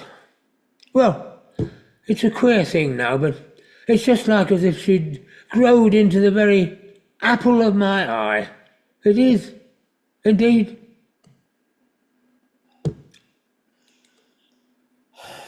Well, what do you say of that man now, Mrs. Alving? That was a very different account of matters, was it not? Yes, it certainly was. It only shows how excessively careful one ought to be in judging one's fellow creatures. But what a heartfelt joy it is to ascertain that one has been mistaken. Don't you think so? I think you are and will always be a great baby, Manders. I? And I say that I have half a mind to put my arms around your neck and kiss you. No, God bless me. What an idea. Oh, you needn't be afraid of me. You have sometimes such an exaggerated way of expressing yourself. Now, let me just collect all the documents and put them in my bag. There, that's all right. And now, goodbye for the present. Keep your eyes open when Oswald comes back. I shall look in again later. Oswald, are you still at table? I'm only finishing my cigar. I thought you had gone for a little walk. Such weather as this? Hmm. Wasn't that Pastor Manders that went out just now? Yes, he went down to the orphanage. Dear Oswald, you should take care of that liquor. It is strong. It keeps out the damp. Wouldn't you rather come in here to me? The man's smoking there. You know quite well you may smoke cigars. All right, then, I'll come in. Just a tiny drop more first. There. Where's the pastor gone to? I've just told you, he went down to the orphanage. Oh, yes, so he did. You shouldn't sit so long at table, Oswald. Oh, but I find it so pleasant, Mother. Just think what it is for me to come home and sit at Mother's own table in Mother's room and eat Mother's delicious dishes. Oh, my dear, dear boy. What else can I do with myself here? I can't set to work at anything. Why can't you? In such weather as this, without a single ray of sunshine the whole day, not to be able to work. Perhaps it was not quite wise of you to come home. Oh, yes, Mother, I had to. You know I would 10 times rather forego the joy of having you here than let you. Now, just tell me, Mother, does it really make you so very happy to have me home again? Does it make me happy? I should have thought it must be pretty much the same to you whether I was in an existence or not. Have you the heart to say that to your mother, Oswald? But you've got on very well without me all this time. Yes, I've got on without you. That is true. Mother, may I sit on the sofa beside you? Yes, do, my dear boy. There's something I must tell you, Mother. Well, Or I can't go on hiding it any longer. hiding what? What is it? I could never bring myself to write to you about it, and since I've come home, Oswald, what is the matter? both yesterday and today, I have tried to put the thoughts away from me, to cast them off, but it's no use. Now you must tell me everything, Oswald. Sit still, and then I will try to tell you. I complained of fatigue after my journey, Well, what then? but it isn't that is the matter with me. Not any ordinary fatigue. You are not ill, Oswald. Sit still, Mother. Do take it quietly. I'm not downright ill either, not what is commonly called ill. Mother, my mind is broken down, ruined. I shall never be able to work again. Oswald, look at me. No, it's not true. Never to be able to work again, never. A living death. Mother, can you imagine anything so horrible? My poor boy, how has this horrible thing come upon you? That's just what I cannot possibly grasp or understand. I have never led a dissipated life, never, in any respect. You mustn't believe that of me, Mother. I've never done that. I am sure you haven't, Oswald.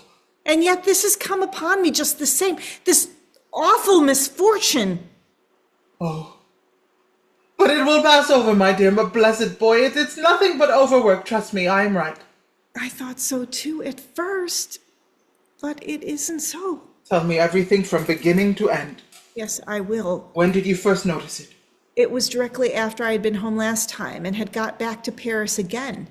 I began to feel the most violent pains in my head, chiefly in the back of my neck. They seemed to come.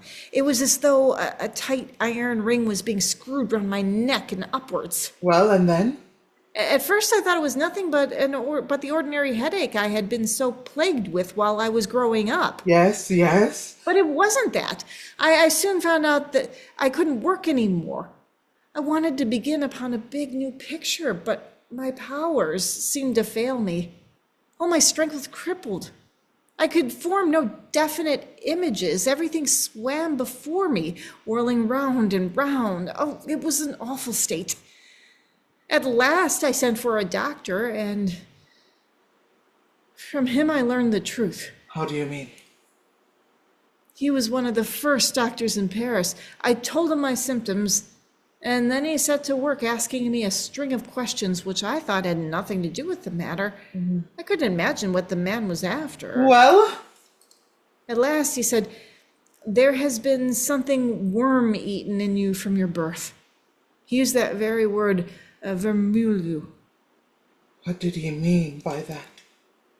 I didn't understand it either, and begged him to explain himself more clearly. And then the old cynic said, "Oh," What did he say? he said, "the sins of the father are visited upon the children." The sins of the I fathers! very nearly struck him in the face. Oh, the sins of the fathers! Yes. What do you think of that? Of course, I assured him that such a thing was out of the question.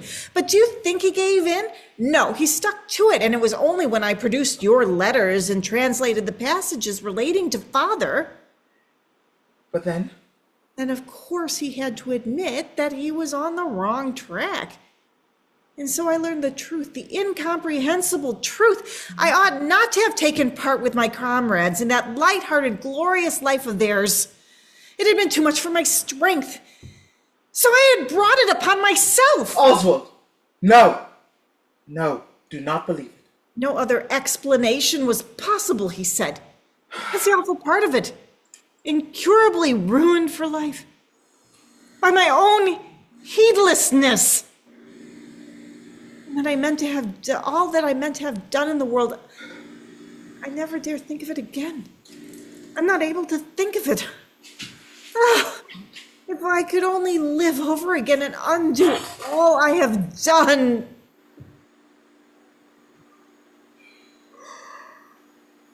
If it had only been something inherited, something one wasn't responsible for, but this, to have thrown away so shamelessly, thoughtlessly, recklessly, one's own happiness, one's own health, everything in the world, one's future, one's very life. No, my dear darling boy, that is impossible.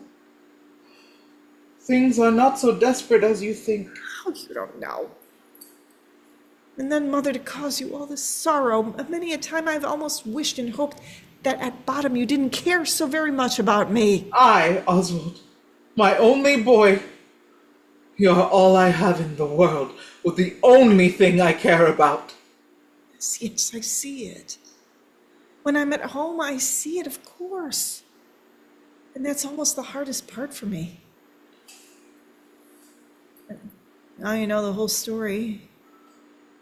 Now we won't talk about this anymore, about it today. Daren't think of it for long together. Get me something to drink, Mother. To drink? What do you want to drink now? Anything you like.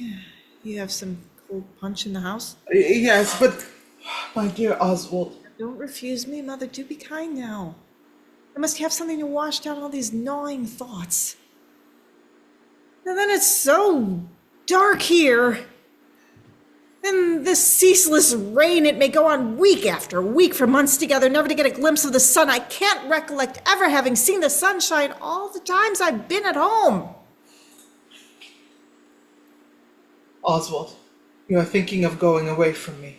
I'm not thinking of anything. I can't think of anything. I let thinking alone. Dear darling boy. I'm so much in pain, Mother. Oh, did you ring, ma'am? Yes, let us have the lamp in. Yes, ma'am. It's ready lighted. Oswald, be frank with me. I think I will, Mother. I have told you enough. Yes. Well. Oh. Regina, yes, you may bring us a small bottle of champagne. Oh, very well, ma'am. It's just what I wanted. I knew Mother wouldn't let her boy go thirsty. My own poor darling Oswald, how could I deny you anything now? Is that true, Mother? Do you mean it? How? What? That you couldn't deny me anything. Oh, my dear Oswald.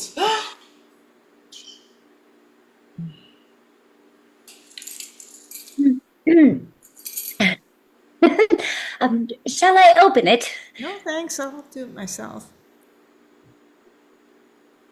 What was it you meant that I mustn't deny you? First, let us have a glass or two. Thanks, but not for me. Oh, won't you? Then I will.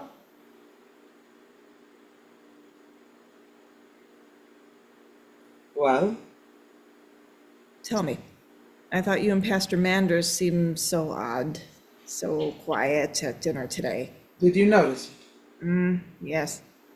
Tell me, what do you think of Regina? What do I think? Yes, isn't she splendid? My dear Oswald, you don't know her as I do. Well, Regina, unfortunately, was allowed to stay at home too long. I ought to have taken her earlier into my house. yes, but isn't she splendid to look at, Mother? Regina has many serious faults. Oh, what does that matter? But I am fond of her, nevertheless, and I am responsible for her. I wouldn't for all the world have any harm happen upon her. Mother, Regina is my only salvation. What do you mean by that? I cannot go on bearing all this anguish of soul alone. Have you not your mother to share it with you? Yes, that's what I thought, and so I came home to you, but that will not do. You see, it won't do. I cannot endure my life here. Oswald! I must live differently, Mother. That is why I must leave you. I will not have you looking on at it. My unhappy boy, but Oswald, while you are so ill as this. If it were only the illness, I should stay with you, Mother. You may be sure, but for you are the best friend I have in the world. Yes, indeed I am, Oswald, am I not?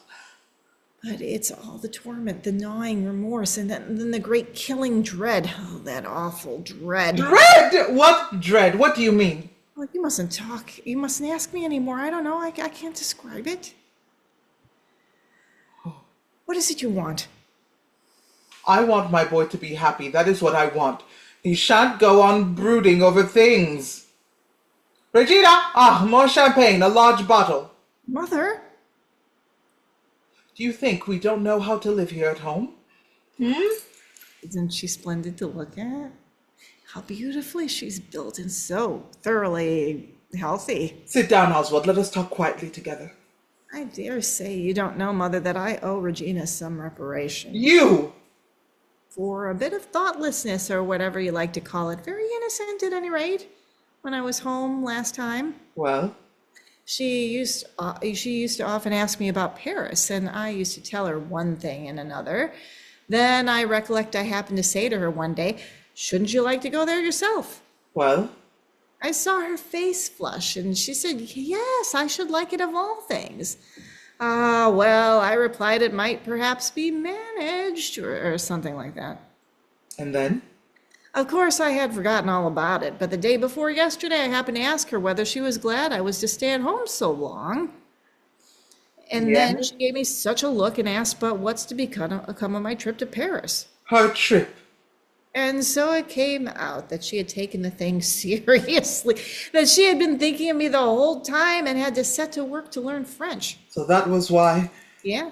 Mother, when I saw that fresh, lovely, splendid girl standing there before me, till then I had hardly noticed her, but when she stood there as though with open arms ready to receive. Oswald! And then it flashed upon me that in her lay my salvation, for I saw she was full of the joy of life. The joy of life. Can there be salvation in that? I'm sorry to have been so long, but I had to go to the cellar. And now bring another glass. There is Mrs. Alving's glass, Mr. Alving. Yeah, but bring one yourself, Regina. Why do you wait? Is it Mrs. Alving's wish? Bring the glass, Regina. Have you noticed how she walks? So firmly and lightly. This can never be, Oswald. It's a subtle thing. Can't you see that? It's no use saying anything against it. Sit down, Regina. Sit down. Sit down. Oswald, what were you saying about the joy of life? The joy of life, Mother, that's a thing you don't know much about in these parts. I have never felt it here. Not when you are with me? Not when I'm at home, but you don't understand that. Yes, I think I almost understand it now. And then, too, the joy of work. At bottom, it's the same thing, but that, too, you know nothing about. Perhaps you are right. Tell me more about it, Oswald. I only mean that people are brought up to believe that work is a curse and a punishment for sin, and life is something miserable, something it would be best to have done with, the sooner the better. A veil of tears, yes, and we certainly do our best to make it one. But in the great world, people won't hear of such things. There, nobody really believes such doctrines any longer. There, you feel it, I feel it a positive bliss and ecstasy merely to draw the breath of life. Mother, have you noticed that everything I have painted has turned upon the joy of life? Always, always upon the joy of life. Light and sunshine and glorious air and faces radiant with happiness. That's why I'm afraid of remaining at home with you. Afraid? What are you afraid of here with me? I'm afraid lest all my instincts should be warped into ugliness. Do you think that is what would happen? I know it. You may live the same life here as there, and yet it won't be the same life.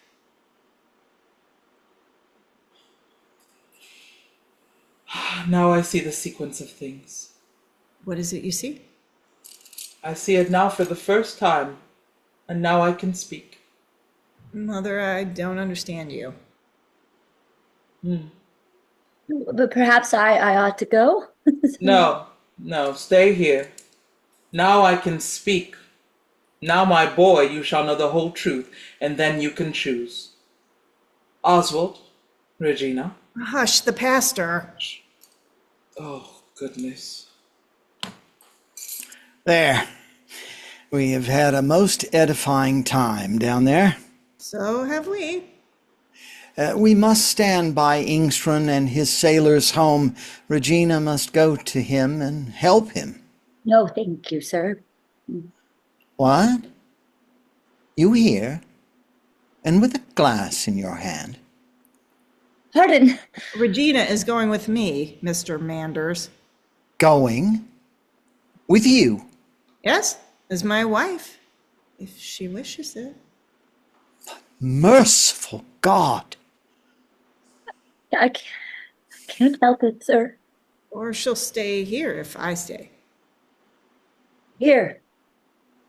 I am thunderstruck at your conduct, Mrs. Alving. They will do neither one thing nor the other, for now I can speak out plainly. You surely will not do that. No, no. Yes, I can speak and I will, and no ideal shall suffer after all. Mother, what is it you are hiding from me? Oh, ma'am, listen, do you hear the sound? Do you hear the shouts outside? What's going on? Where does that light come from? The orphanage it's on fire. On fire! On fire! Impossible! I've just come from there. Oh, where's my hat? Oh, never mind it. Father's orphanage! Oh, my shawl, Regina! The whole place is in a blaze! Terrible! Mrs. Alving, it is a judgment upon this abode of lawlessness. Yes, of course. Come, Regina. And we left it uninsured.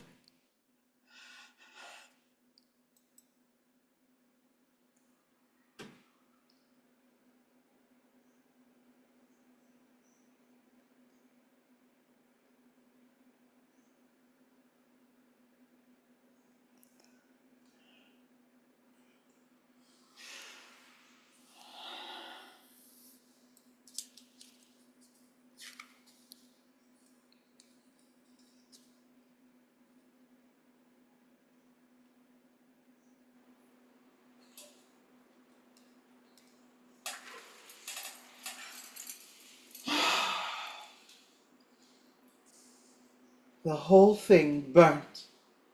Burnt to the ground. The basement is still burning. How is it Oswald doesn't come home? There's nothing to be saved. Would you like me to take down his hat to him? Has he not even got his hat on? No, there it hangs. Let it be. He must come up now. I shall go and look for him myself. Is not Mrs. Alving here? She has just gone down to the garden. This is the most terrible night I ever went through. Yes. Isn't it a dreadful misfortune, sir? Oh, don't talk about it. I can hardly bear to think of it. How can it have happened? Don't ask me, Miss Engston. How should I know? Do you, too? Is it not enough that your father... What about him? Oh, he has driven me distracted. Your Reverence. Are you after me here, too? Yes, strike me dead, but I must. Oh, Lord, what am I saying? But this is a terrible, ugly business, Your Reverence. Alas, alas. What's the matter? Why, it all came of this here prayer meeting, you see. The birds limed, my girl. And to think it should be my doing that such a thing should be his Reverence's doing. But I assure you, Engstrand... That there wasn't another soul except Your Reverence has ever laid a finger on the candles down there. So you declare. But I certainly cannot recollect that I ever had a candle in my hand. And I saw as clear as daylight how Your Reverence took the candle and snuffed it with your fingers and threw away the snuff among the shavings. And you stood and looked on? Yes, I saw it as plain as a pikestaff. I did. It's quite beyond my comprehension. Besides, it has never been my habit to snuff candles with my fingers. Terribly risky it looked too, that it did. But is there such a deal of harm done after all, Your Reverence? Oh, don't ask me. And Your Reverence hadn't insured it neither. No, no, no. I have told you so. Not insured. And then to go straight away down and set light to the whole thing, Lord. Lord, what a misfortune. Aye, you may well say that, Engstrand. And to think that such a thing should have happened to a benevolent institution that was to have been a blessing both to the town and country, as the saying goes. The newspapers won't be for handling Your Reverence very gently, I expect. No, that is just what I am thinking of. That is almost the worst of the whole matter. All the malignant attacks and imputations. Oh, it makes me shudder to think of it. He is not to be persuaded to leave the fire. Ah, there you are, Mrs. Ing. So, you have escaped your inaugural address, Pastor Manders. Oh, I should so gladly. It is all for the best. That orphanage would have done no one any good. Do you think not? Do you think it would? It is a terrible misfortune, all the same. Let us speak of it plainly, as a matter of course. Are you waiting for Mr. Manders, ENGSTRAND? That's just what I'm a-doing of, madam. Then sit down meanwhile. Oh, thank you, Margaret. I'd soon stand. I suppose you are going by the steamer? Yes, it starts in an hour. Then be so good as to take all the papers with you. I won't hear another word about this affair. I have other things to think of. Mrs. Alving. Later on, I shall send you a power of attorney to settle everything as you please. That I will very readily undertake. The original destination of the endowment must now be completely changed, alas. Of course it must. I think, first of all, I shall arrange that the Solvik property shall pass to the parish. The land is by no means without value. It can always be turned to account for some purpose or other, and the interest of the money in the bank I could perhaps best apply for the benefit of some undertaking of acknowledged value to the town. Do just as you please. The whole matter is now completely indifferent to me. Give a thought to my sailor's home, your reverence. Upon my word, that is not a bad suggestion. That must be considered. Oh, devil take considering. Oh, Lord, forgive me. And unfortunately, I cannot tell how long I shall be able to retain control of these things. Whether public opinion may not compel me to retire, it entirely depends upon the result of the official inquiry into the fire. What are you talking about? And the result can by no means be foretold. Aye, but it can, though. For here stands old Jacob ENGSTRAND. Well, but? And Jacob ENGSTRAND isn't the man to desert a noble benefactor in the hour of need, as the saying goes. Yes, but my good fellow, how? Jacob ENGSTRAND may be likened to a sort of a guardian angel. He may, your reverence. No, I really cannot accept that. Oh, that'll be the way of it all the same. I know a man as has taken others' sins upon himself before now. I do. Jacob, yours is a rare nature. Well, you shall be helped with your sailor's home. That you can rely upon. Oh. And now let us set out. We two will go together. You come along too, my lass. You shall live as snug as a yolk in an egg.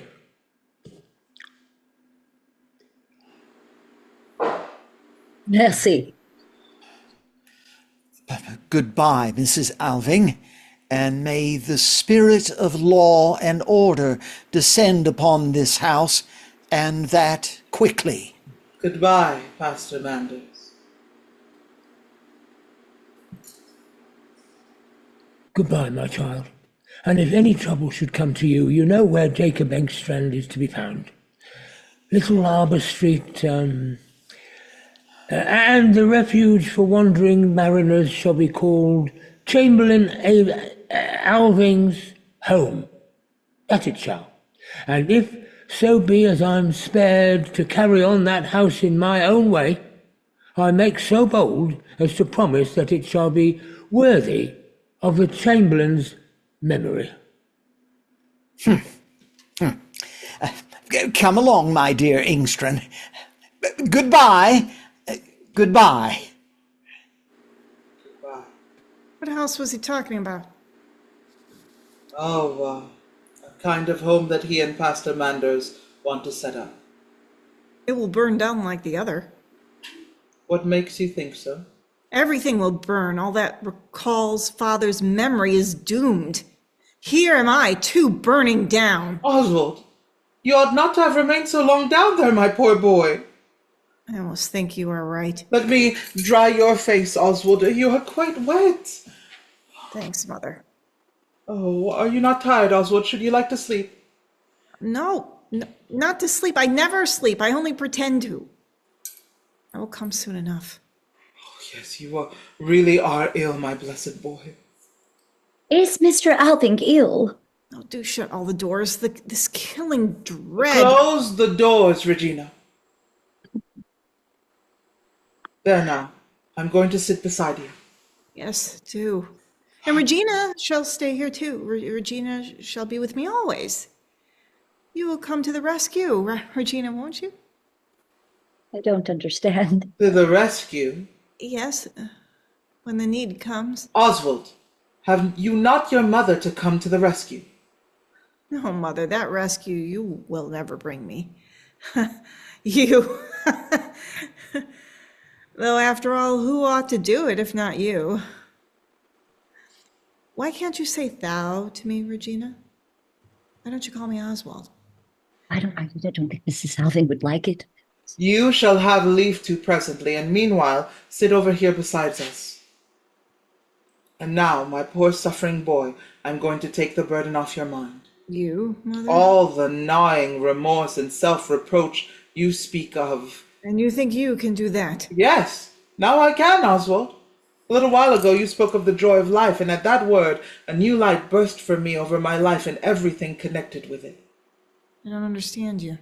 Oh, you ought to have known your father when he was a young lieutenant. He was brimming over with the joy of life. Yes, I know he was. It was like a breezy day only to look at him, and what exuberant strength and vitality there was in him.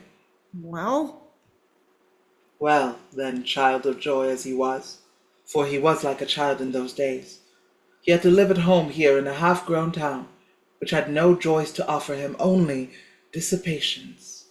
He had no object in life, only an official position. He had no work into which he could throw himself heart and soul. He had only business. He had not a single comrade that could realize what the joy of life meant, only loungers and boon companions. Mother? So the inevitable happened. The inevitable? You told me yourself this evening. What would become of you if you stayed at home? Do you mean to say that Father... Your poor father found no outlet for the overpowering joy of life that was in him, and I brought no brightness into his home. Not even you? They had taught me a great deal about duties and so forth, which I went on, obstinately believing in. Everything was marked out into duties, into my duties and his duties, and I'm afraid I made his home intolerable for your poor father, Oswald. Why have you never spoken of this in writing to me? I have never before seen it in such a light that I could speak of it to you, his son. In what light did you see it, then? I saw only this one thing, that your father was a broken-down man before you were born. And then, day after day, I dwelt on the one thought that by rights, Regina should be at home in this house just like my own boy. Regina? Yes, yes, now you know it, both of you. Regina? The mother was that kind of a woman. Your mother had many good qualities, Regina. Yes, but she was one of that sort. Medicine. I've often suspected it, but... And now, if you please, ma'am, may I be allowed to go away at once? Do you really wish it, Regina? Yes, indeed I do. Of course, you can do as you like, but... Go away now? Your place is here. Yes, Mr. Alving. For now, I suppose I may say Oswald. But can I tell you, this wasn't at all what I expected. Regina, No. I have not been frank with you. No, that you haven't indeed. I'd have known that Oswald was an invalid. Why? And now, too, that it can never come to anything serious between us.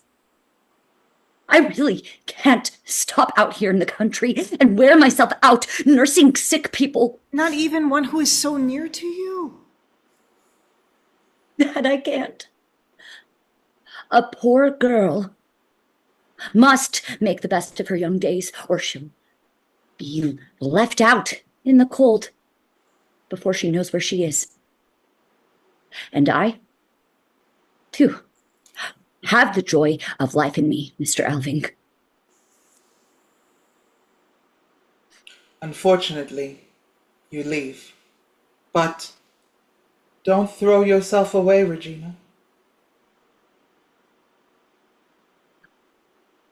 What must be, Must be.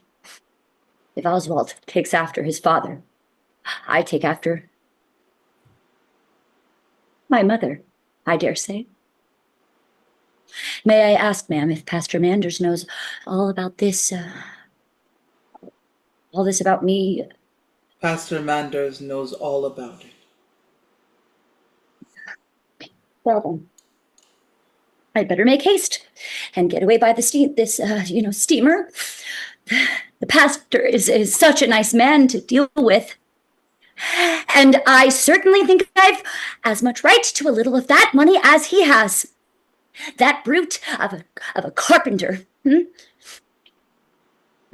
You are heartily welcome to it, Regina.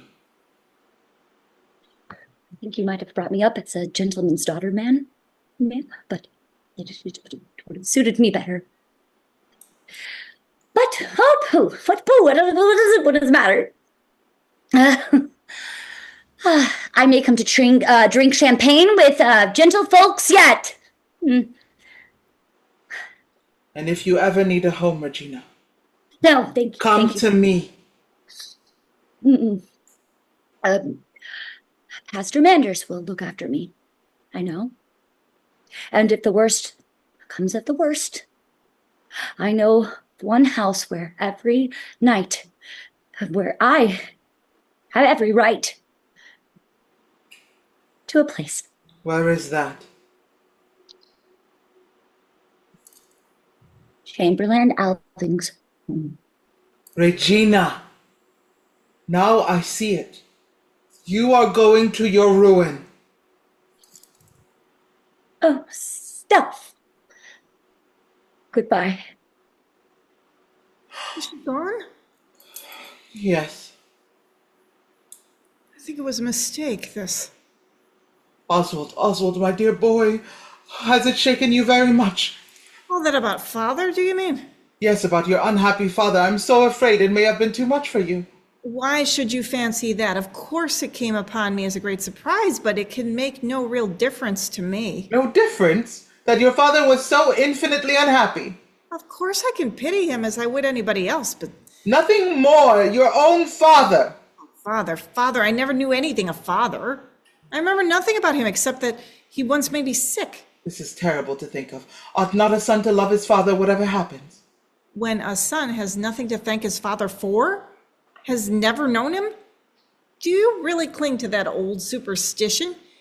You, who are so enlightened in other ways. Can it be only a superstition? Yes, surely you can see that, Mother. It's one of those notions that are current in the world, and so... Ghosts. Yes, you may call them ghosts. Oswald. Then you don't love me either. You, I know, at any rate. Yes, you know me, but is that all? And of course I know how fond you are of me, and I can't but be grateful to you. And then you can be so useful to me now that I am ill. Yes, cannot I, Oswald? Oh, I could almost bless the illness that has driven you home to me, for I see very plainly that you are not mine. I have to win you. Yes. All these are just so many phrases. You must remember that I am a sick man, Mother. I can't be much taken up with other people. I have enough to do thinking about myself. I shall be patient and easily satisfied. And cheerful too, Mother. Yes, my dear boy, you're quite right. Have I relieved you of all remorse and self-reproach now? Yes, you have. But now who will relieve me of the dread? The dread? Regina could have been got to do it. I don't understand you. What is this about dread and Regina? Is it very late, Mother? Oh, it is early morning. The day is dawning over the mountains, and the weather is clearing, Oswald. In a little while you shall see the sun. Glad of that. Oh, I still have much to rejoice in and live for. I should think so indeed. Even if I can't work. Oh, you'll soon be able to work again, my dear boy, now that you haven't got all those gnawing and depressing thoughts to brood over any longer. Yes, I'm glad you were able to rid me of all those fancies. And when I've got over this one thing more, now we will have a little talk, Mother. Yes, let us. In the meantime, the sun will be rising, and then you will know all. And then I shall not feel this dread any longer. What is it that I am to know? Mother, did you not say a little while ago that there was nothing in the world you would not do for me if I asked you? Yes, indeed, I said so. And you'll stick to it, Mother? Oh, you may rely on that, my dear and only boy. I have nothing in the world to live for but you alone. Very well, then. Now you shall hear. Mother, you have a strong, steadfast mind, I know. Now you're to sit quite still when you hear it. Oh, what dreadful thing can it be? You're not to scream out. Do you hear? Do you promise me that? You sit and talk about it quietly. You promise me, Mother. Yes, yes, I promise. Only speak. Well, you must know that all this fatigue and my inability to think of work, all that is not the illness itself. Then what is the illness itself? The disease I have is my birthright. Is seated here. Oswald? No. No. Don't scream, I can't bear it. Yes, Mother, it is seated here waiting, and it may break out any day and any moment. Oh, what horror. Now, quiet. This is how it stands with me. No, it's not true, Oswald. It's impossible. It cannot be so. I have had one attack down there already. It was soon over, but when I came to know the state I had been in, then the dread descended upon me, raging and ravening, and so I set off home to you as fast as I could. Then this is the dread. Yes, it's so incredibly loathsome, you know. Oh, if it only had been an ordinary mortal disease, for I am not so afraid of death, though I should like to live as long as I can. Yes, yes, Oswald. You must. But this is so unutterably loathsome, to become a little baby again, to have to be fed, to have... Oh, it's not to be spoken of. The child has his mother to nurse him. No, never that. It is just what I will not have. I can't endure to think that perhaps I should lie in this state for many years and get old and gray. And in the meantime, you might die and leave me alone. For the doctor said it wouldn't be necessarily prove fatal at once. He called it a sort of softening of the brain or something like that. And that expression sounds so nice. It always sets me thinking of cheery colored velvet, something soft and delicate to stroke. Oswald.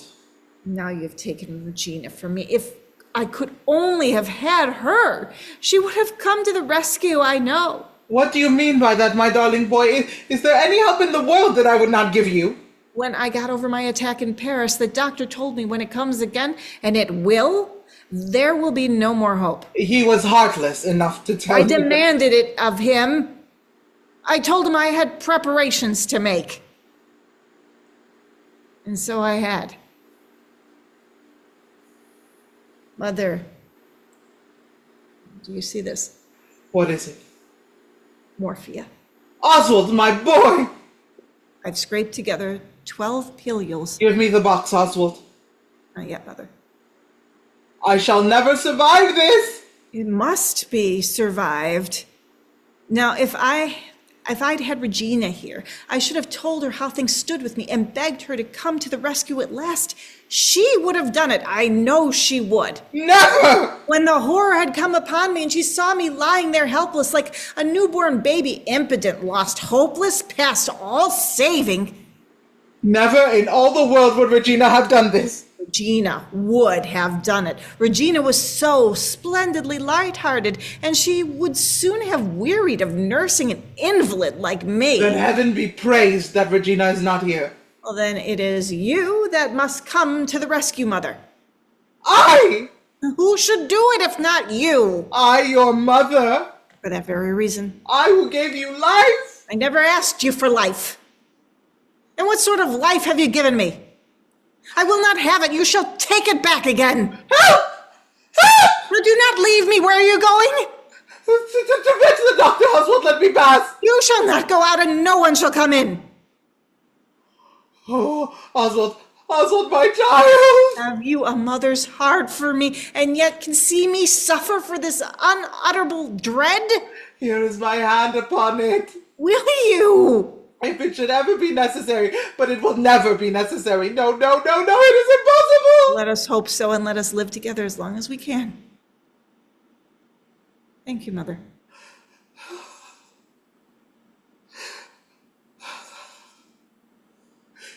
Do you feel calm now?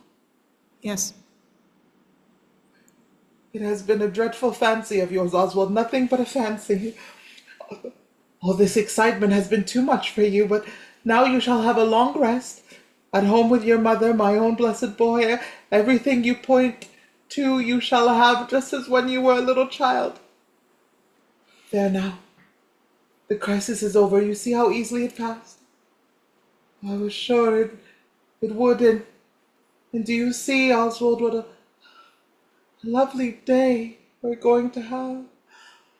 Brilliant sunshine. Now you can really see your home. Mother, give me the sun. What do you say? And the sun. And the sun. Oswald, what is the matter with you? What is this? Oswald! What is the matter with you? Oswald! Oswald, look at me! Look at me, don't you know me? The sun. I cannot bear it. I cannot bear it. Never. Where has he got them? Oh, where has he got them?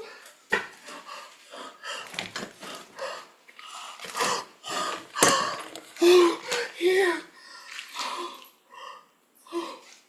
No, no, no. Yes! No, no! The sun. The sun.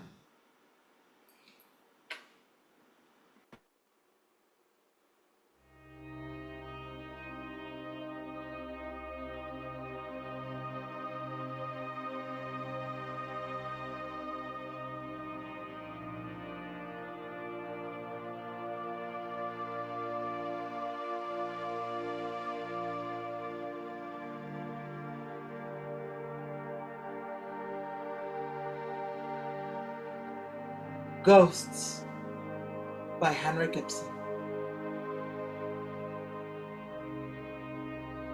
A JaYo Théâtre production.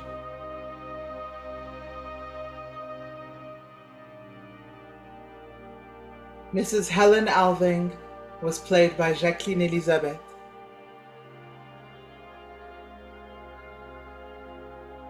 Oswald Alving was played by Karla Wren.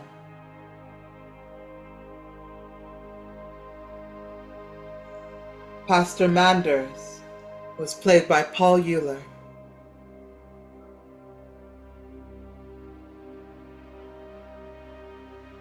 Jacob ENGSTRAND was played by Henry Graham Murray.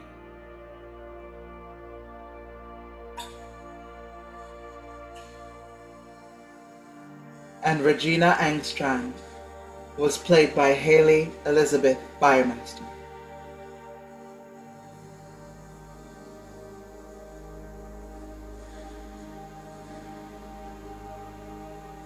JaYo Théâtre production.